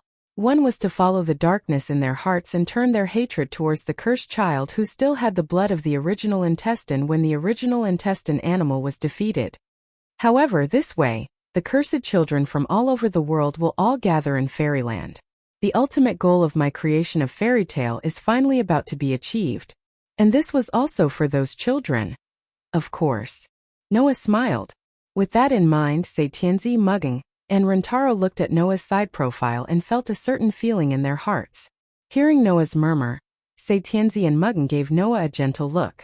Until the day when everyone acknowledges the existence of the cursed child, then the human race would usher in unprecedented prosperity and peace. After today, I'm afraid this world won't be peaceful for a while, Noah murmured. However, when that time comes, the human race would basically be crippled. Not even the 4 wise men? Tianzi's expression became incredulous. When it comes to wisdom, I'm afraid that even the 4 wise men who are known as the world's strongest brains are no match for her. In the world of Demon Academy, Athena had already studied artificial artifacts for a period of time, and her attainment in this field was almost comparable to that of Azazel. As for Athena, with the help of Aster, Orpheus, and Lilith, she created hundreds of artificial artifacts overnight. Who would have thought? It was impossible for Athena to create another divine tool of annihilation, with such a level of mastery over the artifact. Noah nodded and gently stroked the guild emblem on the back of his hand. Noah's words made the 3 of them come to a realization. For this reason, Athena even conducted research on artificial artifacts for a period of time. It wasn't until Noah obtained the specific information of the domain from Tina that Athena came up with an idea. She gradually perfected the artificial artifact that could enhance the abilities of the cursed child. Athena is indeed very smart, and can even be called wise. Noah did not confirm Mugging's words and only said this. Moreover, instead of dealing with them one by one, it was better to let them kneel down. When the artificial artifacts worn by Hina and the others were activated, the gemstones embedded in them were formed by Orpheus and Lilith's snakes. Noah could even let the 4 girls go to those countries that were looking for trouble. It would only take a day for the world to be left with only 2 independent countries, Fairyland and the Tokyo area. Of course, at that time, Noah did not intend to disclose the function of the artificial artifact to achieve the goal of making all the countries in the world obediently hand over all the cursed children. He simply wanted to increase the strength of fairy tale. That was, if they followed this man, it would definitely not be a mistake. It was because of the help of Aster, Orpheus, and Lilith that Athena was able to quickly create hundreds of artificial artifacts overnight. The method of creating artificial artifacts was not developed by Noah, but by Asashal's experimental results.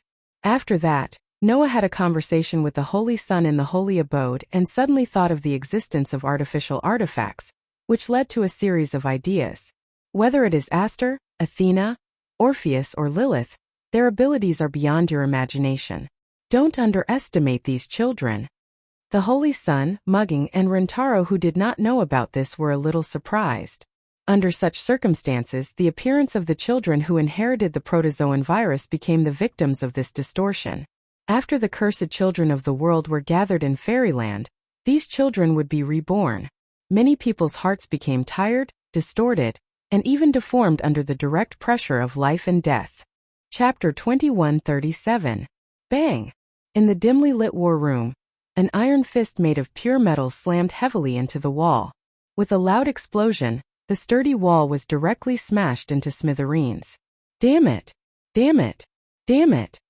The black-robed bodyguard Zhuoran kept throwing punches, smashing the wall in front of him over and over again until it was shattered. Debris and gravel flew everywhere, and even a large amount of dust was raised, filling the entire war room. Without a doubt, the actions of the black-robed bodyguard were not smart at all.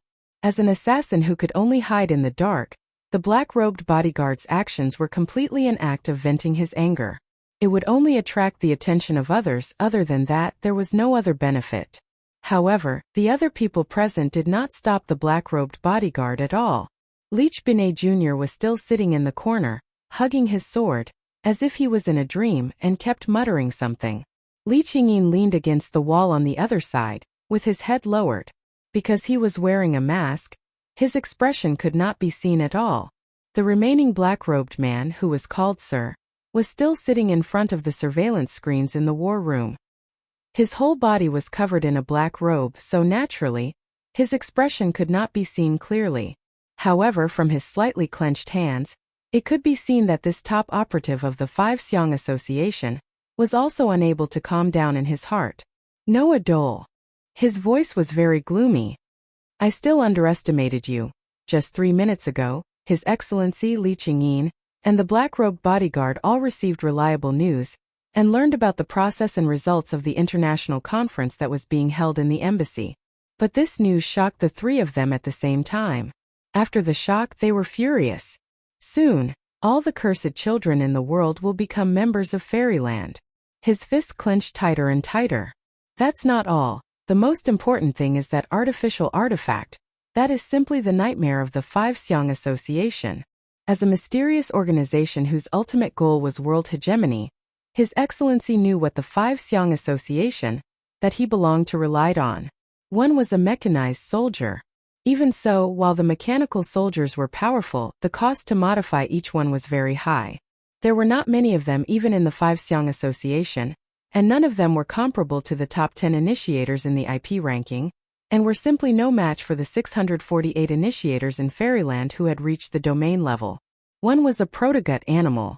In order to seize the world's hegemony, in fact, within the Wuxia Association, from a long time ago, they had been cultivating primitive animals. Before this protozoan was born, it would be injected with drugs when it was still a virus. Only after it was cultivated would it be able to drive it. Furthermore, in order to achieve their goal of using protozoa to eliminate all rebellious countries, one of the requirements when cultivating these protozoa was to make them immune to the effects of Pyrenees. Not long ago, the long-necked dragon used by the terrorists of the Five Xiang Association to attack Moging was one of them.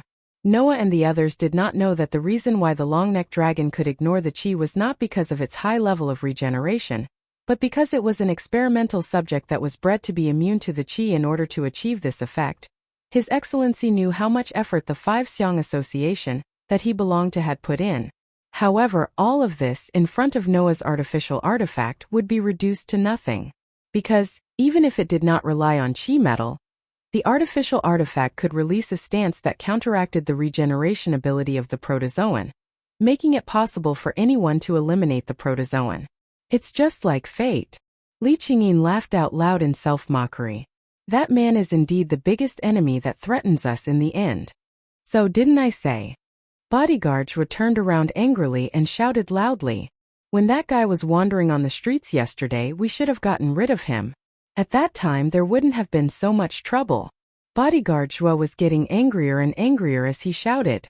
Have all the preparations we made previously become a joke? Yesterday, the preparations that His Excellency had mentioned were actually the protozoan that the Five Xiang Association had prepared.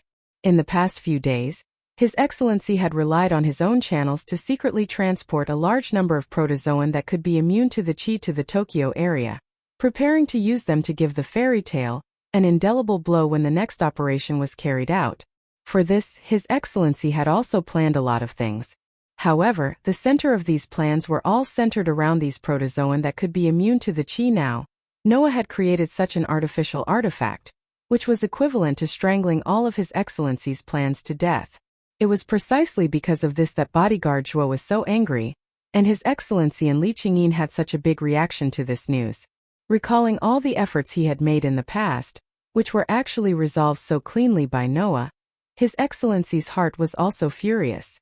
However, compared to the incompetent Bodyguard Zhuo, His Excellency could sit in the position of the top operatives of the Five Xiang Association. Obviously he was not brainless. Now if we face the fairy tale, we won't have any advantage. His Excellency took a deep breath and finally, with an extremely unwilling voice, he made such a decision. Give up the plan, let's take the long view. What? Bodyguard Zhuo was shocked, and then his face distorted. Give up the plan? In other words, His Excellency was not going to deal with Noah? What kind of joke is this? Bodyguard Zhuo growled out. Let me watch that guy get what he wants? Absolutely impossible. In addition to hatred for Noah, Bodyguard Zhuo also had endless jealousy. In the beginning, Bodyguard Zhuo was eyeing the Holy Son of Heaven covetously. In addition to coveting the Holy Son of Heaven's beauty, he also wanted to become the ruler of the Tokyo area and rise to the sky in one step. However, all of this was not only destroyed by Noah, But the other party also easily got what bodyguard Zhua had always wanted. For example, the Holy Son of Heaven. Bodyguard Zhua had long known that the Holy Son of Heaven definitely had some special feelings for Noah. As a bodyguard Zhua had seen the Holy Son of Heaven stare at Noah's back more than once. It was because of this that bodyguard Zhua hardened his heart, and under the instigation of the Tendo Chrysanthemum, he went to the fairy tale station and buried countless bombs there. Today, Noah even developed a monster guild that bodyguard Zhua looked down on into a giant that could affect the world and compete for the hegemony of the world. How could bodyguard Zhua, who originally coveted the position that the Holy Son of Heaven brought to him, not be jealous? Driven by the negative feelings of hatred and jealousy, bodyguard Zhua could not imagine that he would continue to watch Noah show off his strength. Regarding Noah, bodyguard Zhua only had one thought. That was to kill. Your Excellency, we can't give up, bodyguard Zhua said hatefully. That bastard is the master of fairyland. If we don't get rid of him, it will be much more difficult for our Wuxiang association to obtain the hegemony of the world. Do I need you to remind me of this? His Excellency glanced coldly at bodyguard Zhua, and there was some irritation in his tone. With that artificial artifact, and with the cursed children all over the world flowing into fairyland, it won't be difficult for Noah Dole to obtain the hegemony of the world. This person is our greatest enemy. How can I not understand? But it is because of this that we have to give up on the plan, right? Li Qingyin said softly. With that artificial artifact and the many initiators in fairyland, we have no chance of winning in a direct attack. That's right. His Excellency laughed coldly. We have no chance of winning in a direct attack. His Excellency's cold words made Li Qingyin raise an eyebrow. I see. Li Qingyin smiled pleasantly. Are you trying to change the attack in the open to assassinate in the dark? That's right. His Excellency nodded and raised his hand, holding a mobile phone in his hand, and smiled meaningfully. It just so happens that a once-in-a-lifetime opportunity has appeared before my eyes. Your Excellency, bodyguard Zhua quickly said. What about us? You guys are on standby for now. His Excellency waved his hand. Also, have the mechanical soldiers gathered in Tokyo come over, and listen to my orders at all times. Hearing that, Li Qingyin and bodyguard Zhua nodded either nonchalantly or reluctantly. Chapter 2138. No matter how the rats hiding in the dark jumped around, at least on the surface, Noah had won all the victories. On the same day, the Holy Sun followed Noah's instructions and announced the entire process and results of the international conference. He also spread the video of the fairy tale initiator team conquering one of the 3 demon realms. As soon as the announcement was made, the entire Tokyo area was in an uproar. There's hope. There's hope. We humans finally have the hope of defeating all the protogut animals. All the people were wild with joy, completely falling into a huge surprise. On this day, almost all the people in the Tokyo area shed tears of joy, and like a national celebration, there was a lot of noise and celebration. Under the Holy Sun's intentional manipulation, such a huge piece of news spread to the world at an unimaginable speed, causing all the humans in the world to go crazy. All humans were hit by a huge surprise on this day. They felt like they were in a dream and could not react for the whole day. Could not be helped. Humans had always been persecuted by the protogut animals, and it was too much. To put it bluntly, living in this era could only be described as painful. This was because no one knew when they would be swallowed into the stomach of a protogut animal that suddenly jumped out from the corner and died. Similarly, no one knew when the place they lived would be overrun by an army of protogut animals and completely fall into hell. Therefore, in this era, almost all humans could be said to be living in hell, suffering every day. This kind of pain happened to be an important factor that bred the dark side of humans. Now, the announcement of the artificial artifact and the policy of fairyland had let all humans see hope. They saw the hope of completely defeating the protogut animals, no longer being threatened by their lives at all times, and could live freely under the sun without the need to live in fear. Under such circumstances, a series of butterfly effects occurred one after another. For example, in the Tokyo area, the people who once doubted Noah, hated Noah, and could not understand Noah's action of sheltering the cursed children all changed their minds, repenting one after another. Similarly, in various parts of the world, the people were overjoyed. Just as Noah had said before, They began to organize demonstrations and advocate for the government to send all the cursed children in their country to fairyland to contribute to the salvation of humanity. In some countries, there were even people who had developed faith in Noah and began to raise the banner that Noah was the savior sent by the gods, openly recruiting believers. Years of oppression and yearning for the era when humans once flourished made all humans stand on Noah's side, supporting Noah and fairyland. In this regard, the world could do nothing. All those in power knew what it meant to send all the cursed children in their country to fairyland. Before this, fairyland already had the ability to unify the world. And now, if the cursed children were to be moved to fairyland under strict management by various nations, it would simply weaken themselves and strengthen fairyland's ability, making it easier for the world's hegemony to fall into fairyland's hands. Furthermore, with the release of the artificial divine item, every cursed child that fairyland gained was equivalent to gaining an army. Under such circumstances, it would not take long for fairyland to rise above all nations and become the world's most powerful nation. When that time comes, if they were to make a move against the world, which nation could resist? Even if they did, would all the nations in the world combined have the ability to stop them? Naturally, the answer was no. Furthermore, fairyland would continue to accept requests from all over the world through the form of commission as before. With the loss of the cursed children, the world would probably have to increase the number of commissions sent to fairyland from now on, and be squeezed for money by fairyland? Just like in the world of seeking a chance encounter in the underground city, Eulalie became the center of the world because she monopolized magic stones. With fairyland monopolizing the cursed children, it was only a matter of time before it became the center of the world as well. That way, before the protozoa were completely wiped out, every nation in the world would be at fairyland's mercy. It was a situation that none of the world's rulers were willing to see. For that reason, some rulers did their best to oppose the decision, revealing fairyland's conspiracy to their citizens, only to incur the wrath of the citizens whose desire for survival had erupted. One after another, they were denounced, with some even ousted from power.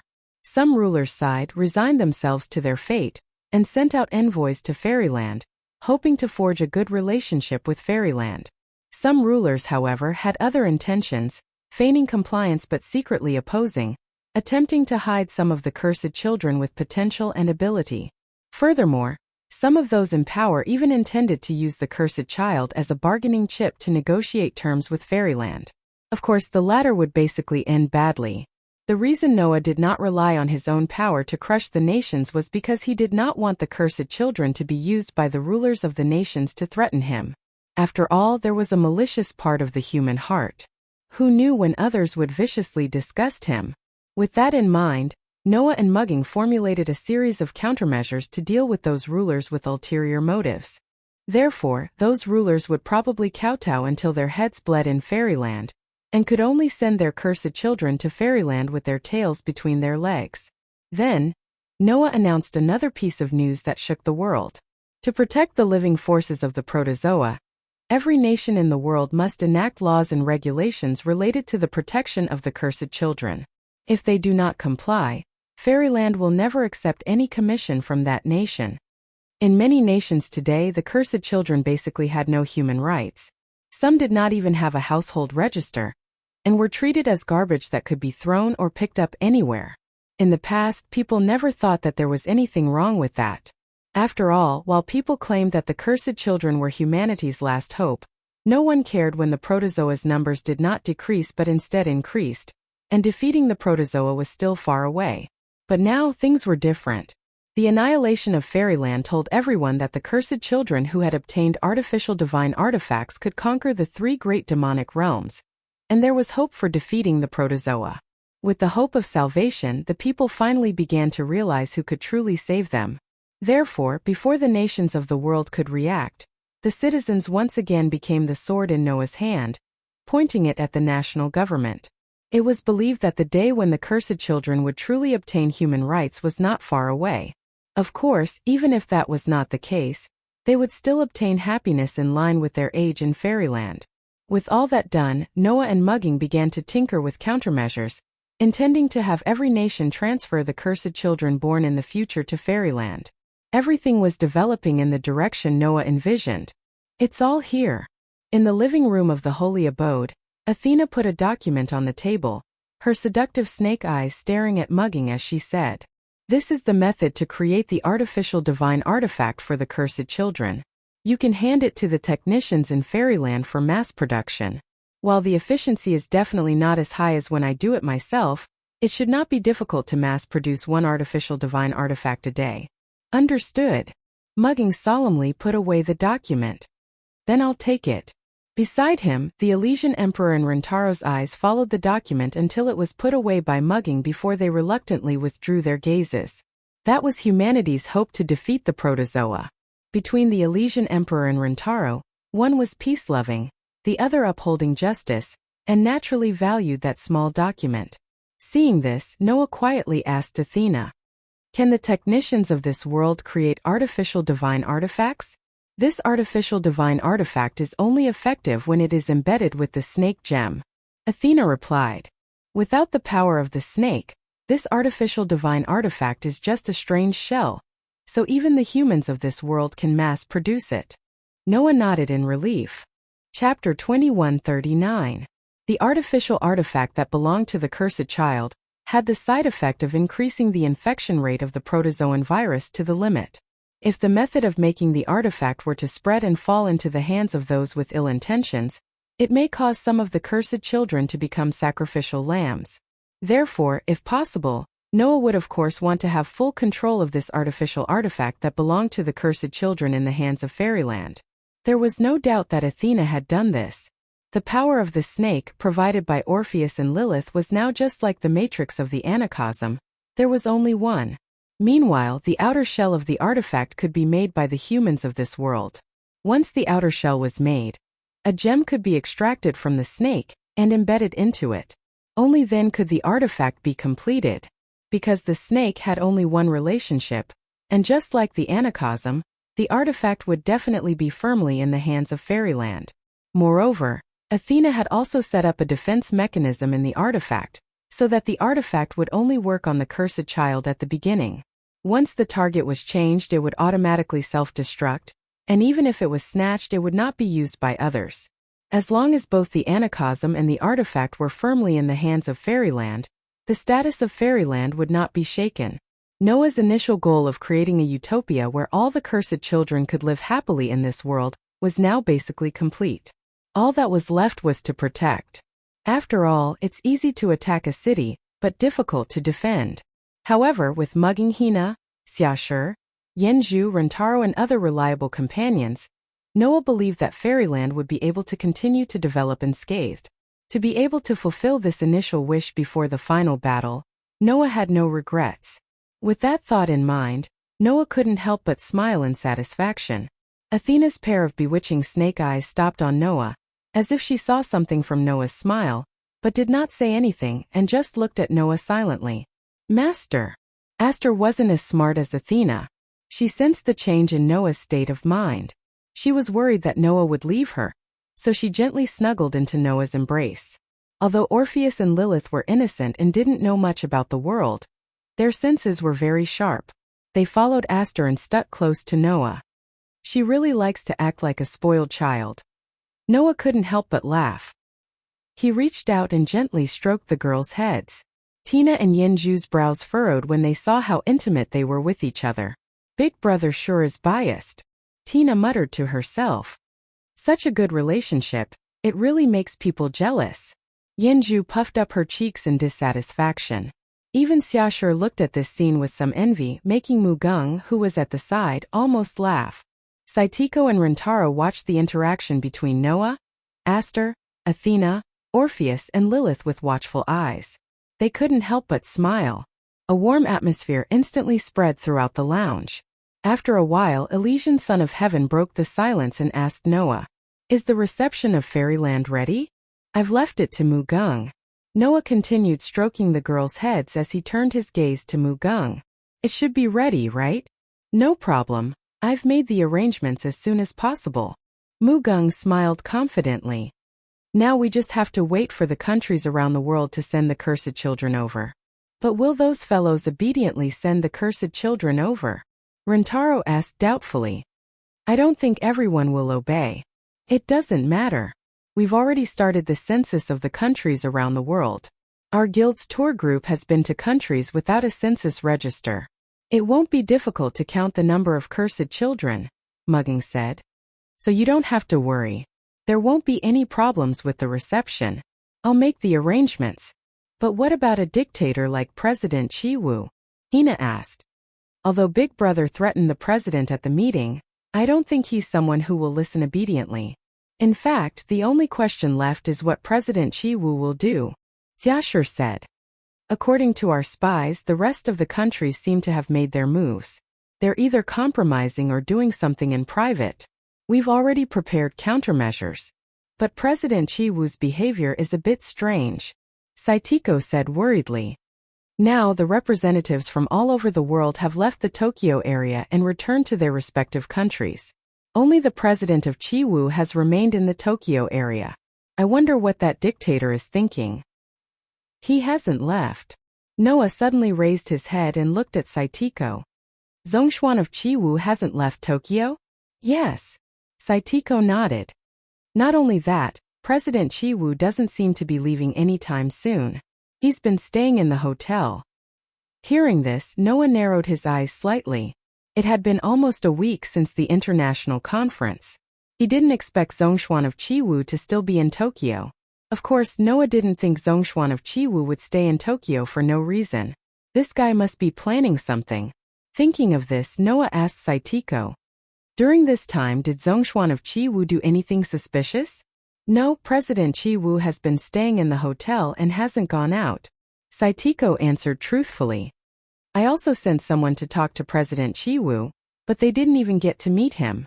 According to President Chiwu's bodyguards, President Chiwu seems to be in poor health these days, so he wants to stay in Tokyo for the time being to recuperate. Recuperate? Yanju curled her lips. What a clumsy excuse. Even I can see through it. Yes. Noah nodded and turned to look at Athena. What do you think? Following Noah's question, everyone present looked at Athena.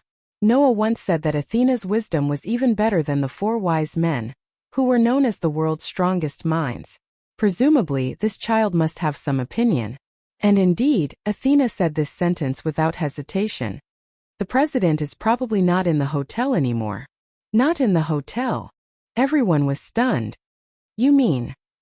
Noah hesitated for a moment and said, did Zhongshuan sneak out of the hotel without anyone noticing?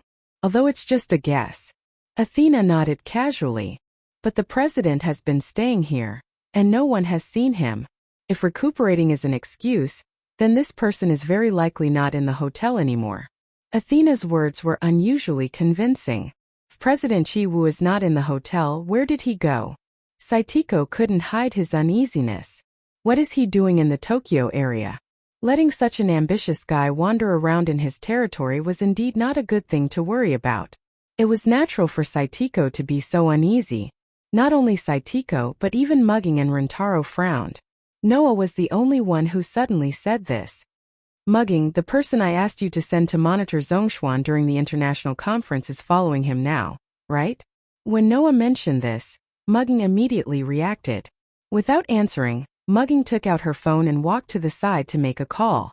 After a while, Mugging hung up the phone and came back. How is it, Miss Mugging? Miss Mugging? Ryutaro asked impatiently. Did he say anything? Mugung nodded solemnly. He looked around at everyone and said, let's go. There seems to be important information about Zhongshuan. Important information about Zhongshuan. Everyone's eyes lit up. The person you sent is quite capable. Noah smiled and said to Mugung, what kind of information is it? I don't know yet. It's not safe to talk about it over the phone. Mugging looked straight at Noah. So, do you want to meet him directly? Noah thought for a moment and nodded after a while. Mugging and Rintaro both smiled. It was a happy thing to be able to meet his guardian. Chapter 2140. Ding dong. With the crisp sound of a wind chime, the door to a cafe was pushed open. Both Noya and Ryutaro entered the cafe through the door. Welcome. A waiter immediately stepped forward with a smile on his face and bowed to Noah and Ryutaru. Hello. Ryutaru greeted the waiter. I'm Ryutaru. I've arranged to meet someone here. That person should have arrived already, right? Are you Ryutaru? The waiter answered without hesitation. Please follow me. With that, the waiter led the way. Noah and Ryutaru looked at each other, then followed the waiter into the depths of the cafe. Under the waiter's lead, Noah and Ryutaru arrived at a corner. There was already someone there. It was a man with a pineapple-like hairstyle and wearing a traditional pantsuit. He should be over 50 years old, the same age as the head of the cafe. A middle-aged man sat in a corner of the cafe, leisurely sipping his coffee. When he saw Noah and Rintaro coming in from outside, his eyes lit up. He stood up and waved his hand in a forthright manner. Ryutaru, over here. Ryutaru immediately smiled faintly and brought Noah forward to stand in front of the other party. It's been a while, Mr. Ziheng, Ryutaru greeted. I'm relieved to see that you're as healthy as before. I'm even more relieved than you are. The middle-aged man whom Ryutaru addressed as Ziheng smiled. Kid, ever since you left Tokyo and moved to Fairyland, you've been traveling around the world. I think you're the leader of a tour group. I heard that you often get into conflicts with those powerful people from other countries. I've been worried about when you'd die. To be honest, there were a few times when I thought I was going to die. Ryutaru smiled bitterly. But fortunately, I managed to pull through. That's right. You've made it through. Ziheng patted Ryutaru's shoulder emotionally. That's why you've become one of the top 10 promoters in the IP rankings. Even the countries in the world can't ignore your existence. In the past, I really didn't even dream that a guy like you who couldn't even eat enough could reach this step. Can't you give me some face? The bitter smile on Ryutaro's face deepened, and his tone became a little rough. I heard that your business is getting better and better. Miss Mugging has bought pie medals from you several times, right? I am also very grateful to that girl for taking care of my business. Ziheng grinned before he quickly asked. Didn't Mugging come? It can't be helped. Ms. Mugging is a public figure after all. Everyone knows that she's the acting president of Fairyland, and has appeared on television countless times. She can't possibly come to a cafe like this, can she? Ryutaro said. However, I did bring our immediate superior here. Immediate superior? As if he had just noticed Noah's existence, Ziheng turned his gaze to Noah. After staring at Noah for a while, he suddenly clapped his hands. Isn't this President Noah who defeated the Scorpio of the Zodiac 3 years ago, saved Tokyo during the Third Great War of Tokyo, and founded Fairy Tail? Hello, Mr. Ziheng. Noah nodded at Ziheng. I'm Noah Dole. You can just call me Noah. It's really you. Ziheng was flattered and smiled. I've long heard of President Noah's great name. Thank you so much for taking care of Ryutaro and Mugging. What are you talking about? Noah shook his head. Mugging and Ryutaro are both very reliable talents.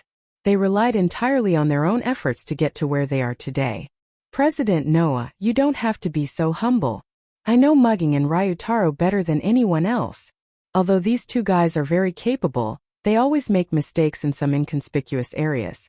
Otherwise, they wouldn't have fallen to the point where they could only set up a poor police company. Ziheng laughed. By the way, let me introduce myself first. I'm Shinichi Ziheng. You can say that I'm Shinichi Ziheng, the nominal guardian of Ryutaro and Mugging. Hearing that, Noah shook hands with Ziheng while recalling the information that Ryutaro had told him. The middle-aged man in front of him was indeed Ryutaro and Mugging's nominal guardian. In the past, Shinichi Ziheng used to be the butler of the Tentong family. He knew Mugging and Ryutaro since they were young and took good care of them.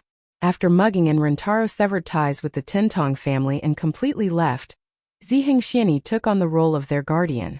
Even the Tentong civilian guard company that Mugging used to run was registered and guaranteed by him.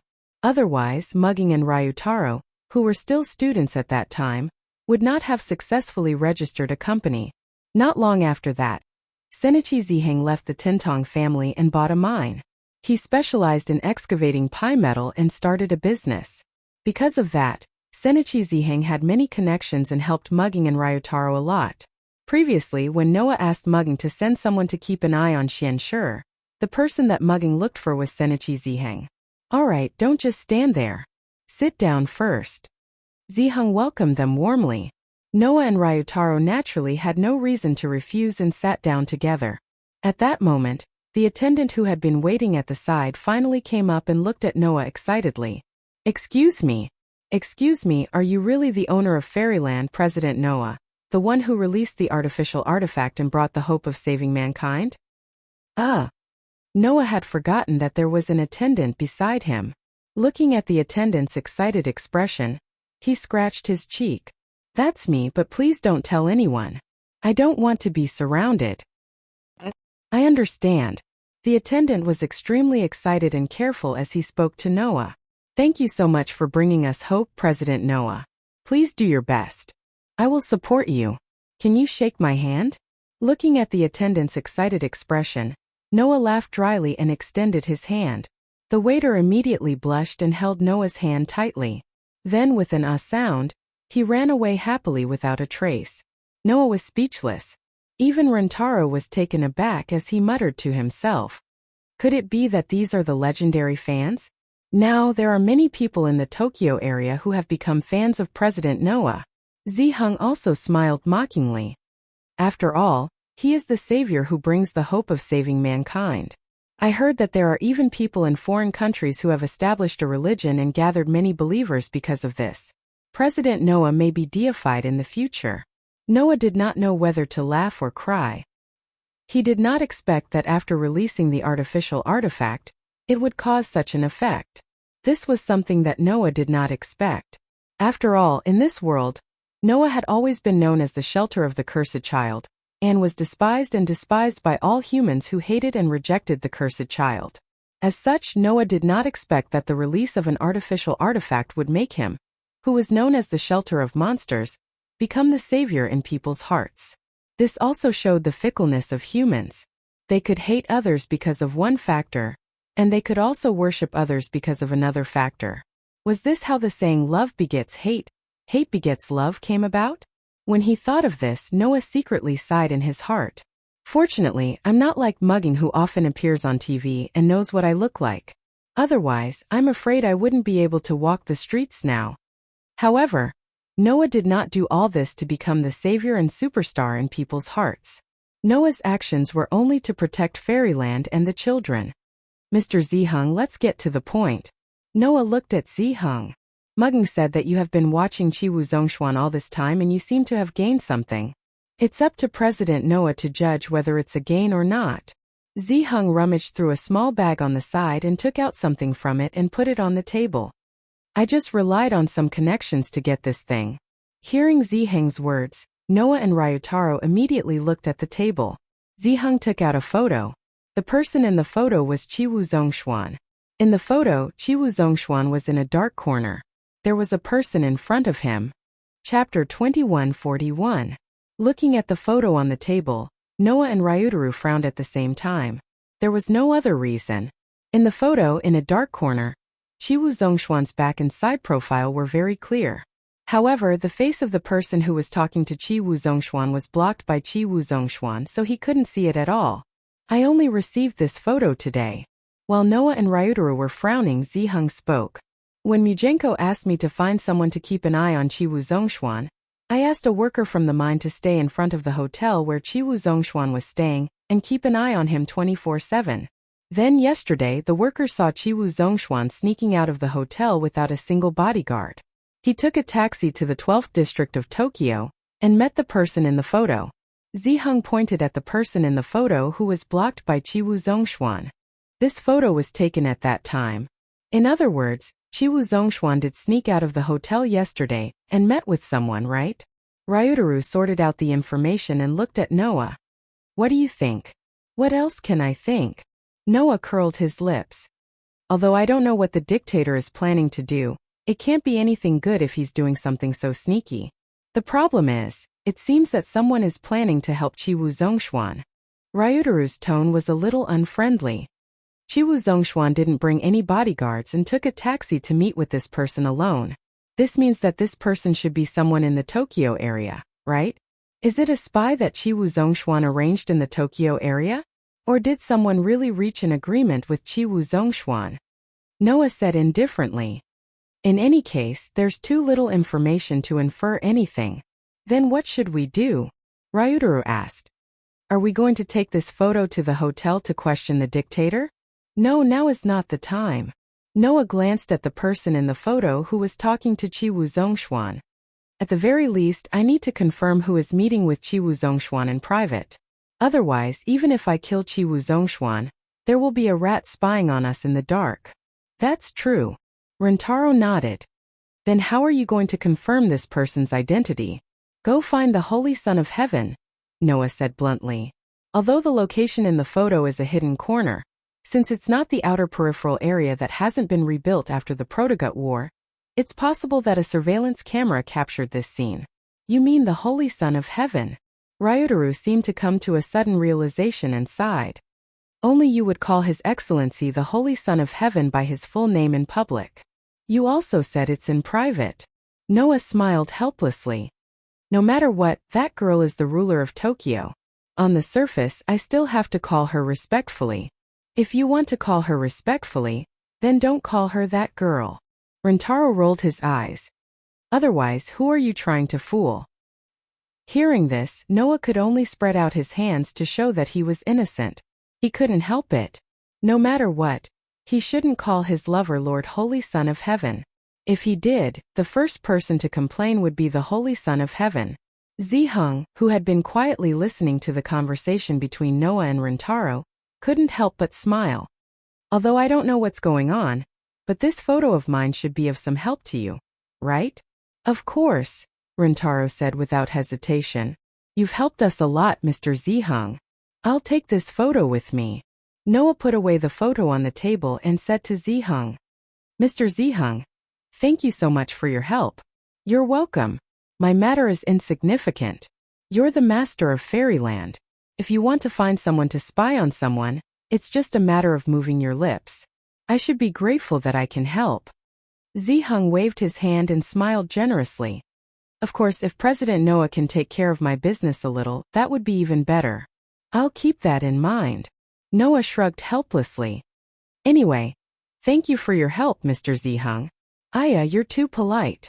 Ziheng laughed bitterly. Then, he seemed to have thought of something and suddenly said such a sentence. But, if I'm lucky, I may have the opportunity to deal with President Noah in the future. Oh. Noah was slightly surprised. What do you mean? It's not something worth hiding.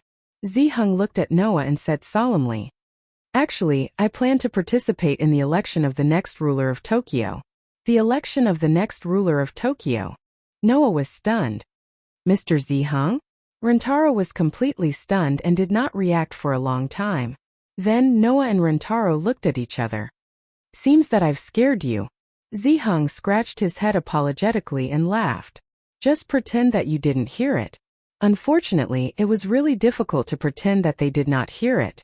The reason for that was because the matter that Ziheng spoke of was no small matter. Since the establishment of Tokyo, the first generation of the Son of Heaven came to power and became the ruler of Tokyo. For a long time, the position of ruler of Tokyo was almost hereditary. The first generation of the Son of Heaven inherited the position of ruler, and became the second generation of the Son of Heaven. The second generation of the Son of Heaven also inherited the position of ruler, and became the third generation of the Son of Heaven. Noah's lover, the holy girl that he was secretly dating, was the third generation of the Son of Heaven in Tokyo. In other words, the grandmother and mother of the Son of Heaven were the previous generation of rulers of Tokyo. Now, the position of ruler fell on the head of the Son of Heaven. Therefore, the position of ruler of Tokyo, at least since the first generation of the Son of Heaven, has been hereditary. Moreover, it seems that the system will continue to be hereditary. After all, 3 years ago, before Noah left this world, the Elysian Emperor had confessed to him that the Elysian Emperor's confidants had been urging him to quickly decide on his other half so that they could get married and have children, and determine the next Elysian Emperor's successor. Now Ziheng said that he wanted to participate in the election of the next ruler of Tokyo? Doesn't that mean that Ziheng wants to end the hereditary system of the Son of Heaven? Mr. Ziheng. Rentaro was very surprised. Are you serious? Well, I guess you can say that I'm serious. Ziheng did not choose to be perfunctory in the end and frankly admitted it. People have to climb higher. Just like how the Sima family used to be in the weapons business, But now they have replaced the Tendo family and have a high position in Tokyo's political arena. I also want to stand out a little. I don't just want to be a businessman in the pie metal business, I want to have a seat in the political arena. That's true, Rintaro said hesitantly. But isn't it a little too rushed to set your sights on the position of ruler of Tokyo? That's why I think the chances of losing are much higher than the chances of being elected. Ziheng laughed. But if by some miracle I really become the ruler of Tokyo, President Noah, you have to help me then, okay? As he said that, Ziheng looked at Noah with a strange gaze. Fairyland's position in the world will become extremely important, and you can even control countries around the world. My little Tokyo region will be under your care then. Hearing Ziheng's words, Rintaro was completely speechless. Noah, on the other hand, met Ziheng's gaze as his eyes flickered. Because Noah knew that Ziheng was serious. Although he said it so casually, this person probably wanted to go all out and become the ruler of Tokyo. He did not expect Rintaro and Muging's guardian to have such ambition. Of course, even Rintaro did not expect Ziheng to have such ambition. Otherwise, he would have said a word. The atmosphere suddenly became a little strange. Chapter 2142. After leaving the cafe, Noah and Rintaro walked side by side to a limousine. Inside the limousine, the chauffeur got out of the driver's seat and opened the door for Noah and Rintaro. Not long after, the limousine slowly began to move forward. Noah and Rintaro sat opposite each other in the limousine. After a while, Rintaro spoke up. I'm sorry. Hearing this, Noah asked directly, why are you apologizing? Because of Mr. Ziheng. Rintaro sighed. I didn't know that Mr. Ziheng wanted to become the next ruler of Tokyo. I can see that. Noah continued to laugh. But what does that have to do with your apology? Don't you care at all? Rintaro asked in confusion. Mr. Ziheng wants to participate in the election of the next ruler of Tokyo. Is there a problem with that? Noah asked. It's not like he wants to become the next ruler of Tokyo. There shouldn't be a problem, right? Ah. Rintaro was confused. In other words, you agree with Mr. Ziheng's decision to become the next ruler of Tokyo? Why would I object? Noah asked with a half-smile. Just like Mr. Ziheng said, it's normal for people to want to climb higher. I have no reason to object, right? Why not? Rintaro asked without hesitation. If the Son of Heaven has a child, then the next ruler of Tokyo should be the Son of Heaven. Although Mr. Ziheng doesn't want to oust the Son of Heaven, if the election is successful, then the Son of Heaven won't be able to become the ruler of Tokyo. You're being too absolute. Noah's expression didn't change. No matter what, as long as Mr. Ziheng doesn't want to threaten the Son of Heaven, then I have no reason to object. If that girl knew about this, she would think the same. After all, in her eyes, the ruler of Tokyo should be someone who can bring peace and happiness to the people. It's not a symbol of power, but a symbol of responsibility. If Mr. Ziheng can bring peace to the Tokyo region, then she definitely won't mind abdicating. Noah smiled at Rintaro. So don't think too much. Mr. Ziheng is not my enemy at the moment. Is that so? Rintaro felt relieved. That's good. Looking at Rintaro's relaxed expression, Noah sighed inwardly. Although Ziheng would not become Noah's enemy at the moment, there was no guarantee that he would not become one in the future. As long as Ziheng didn't give up on becoming the ruler of Tokyo. Why? Because of age. Immortal Ziheng was already over 50 years old. On the other hand, the Holy Son of Heaven was only around 20 years old. In other words, as long as nothing happened to Shang Tianzi could still be the ruler of Tokyo for a long time. In this way, if Ziheng Immortal wanted to wait for the sage Son of Heaven to abdicate, he might not even be able to wait until he died of old age. Under such circumstances, if Ziheng Immortal Ziheng wanted to become the ruler of Tokyo, then attacking Shang Tianzi was the only way. That was why Noah said that Ziheng was not his enemy at the moment, but in the future it was hard to say. Of course, if Ziheng really wanted to wait for Shang Tianzi to abdicate before fighting for the Tokyo region's ruler, then Noah would not object. Perhaps some people would think that with Noah's relationship with Shang Tianzi, he would help pave the way for Shang Tianzi's heirs, so that her heirs could continue to be the ruler of Tokyo, instead of giving it to an outsider. However, if one thought about it carefully, they would realize that it would be foolish of them to think that way. Noah did not give up on Shang Tianzi's idea. This silly girl had waited for him for 3 years, and when she appeared in front of the world at Fairyland, she was the first to stand up and resolutely declared her side, becoming an ally of Fairyland. Noah had no reason to give up on her. In this way, it would be normal for the two to talk about marriage in the future. In that case, Shang Tianzi's heirs could only be Noah's heirs. When that time comes, as the owner of Fairyland, would Noah let his daughter, don't ask why not his son, run to another region to be the ruler? Of course not. Even if she wanted to be, she would have to be the ruler of Fairyland. Therefore, there was no reason to protect Shang Tianzi's heirs. Anyway, don't think too much. I'm not hostile to Mr. Ziheng, I'm just shocked by his target, Noah said to Rentaro. Now let's focus on dealing with Chiwu Zhongshuan. Don't let this dictator do anything here. Got it. Rentaro nodded. So, are we going back to the holy residence now? There's no need for that. Noah took out his phone. You can just call the Holy Son of Heaven. With that, Noah dialed Shang Tianzi's private number that only he knew. The black limousine drove forward, brushing past the cars as it quickly shuttled across the road. It was traveling at about 90 kilometers per hour, neither too fast nor too slow, allowing the black limousine to drive forward until it finally drove into an area. After a while, the limousine stopped in a parking lot. Noya and Rentaro both got out of the car and immediately raised their heads to look in front of them. In front of them was a skyscraper. It was so tall that it surpassed the surrounding buildings. The entire building was black as if it was made of ash. In front of the skyscraper was a slab of stone. There was a line of large words on the slab. Central Control and Development Agency? Rentaro was puzzled. Where is this? How would I know? Noah spread his hands. After explaining the situation to Shang Tianzi, she asked me to come here. She said that she would arrange for someone to help us with the investigation. Is that so? Rentaro looked around. Then where is she? Noya glanced at Ryutaru and gestured to the front with his lips. Isn't that right? Hearing Noah's words, Rentaro raised his head and looked over. Then his expression stiffened. In the skyscraper in front of them, a person was walking out of the door with 2 guards. President Noah Torai-san. The man had a kind smile on his face as he greeted them. We meet again. Cabinet. Rentaro didn't notice that his tone had unknowingly become unhappy. Why are you here? Shang Tianzi asked me to wait here for your arrival. Cabinet didn't mind Rentaro's unhappy tone. The smile on his face was still as bright as ever.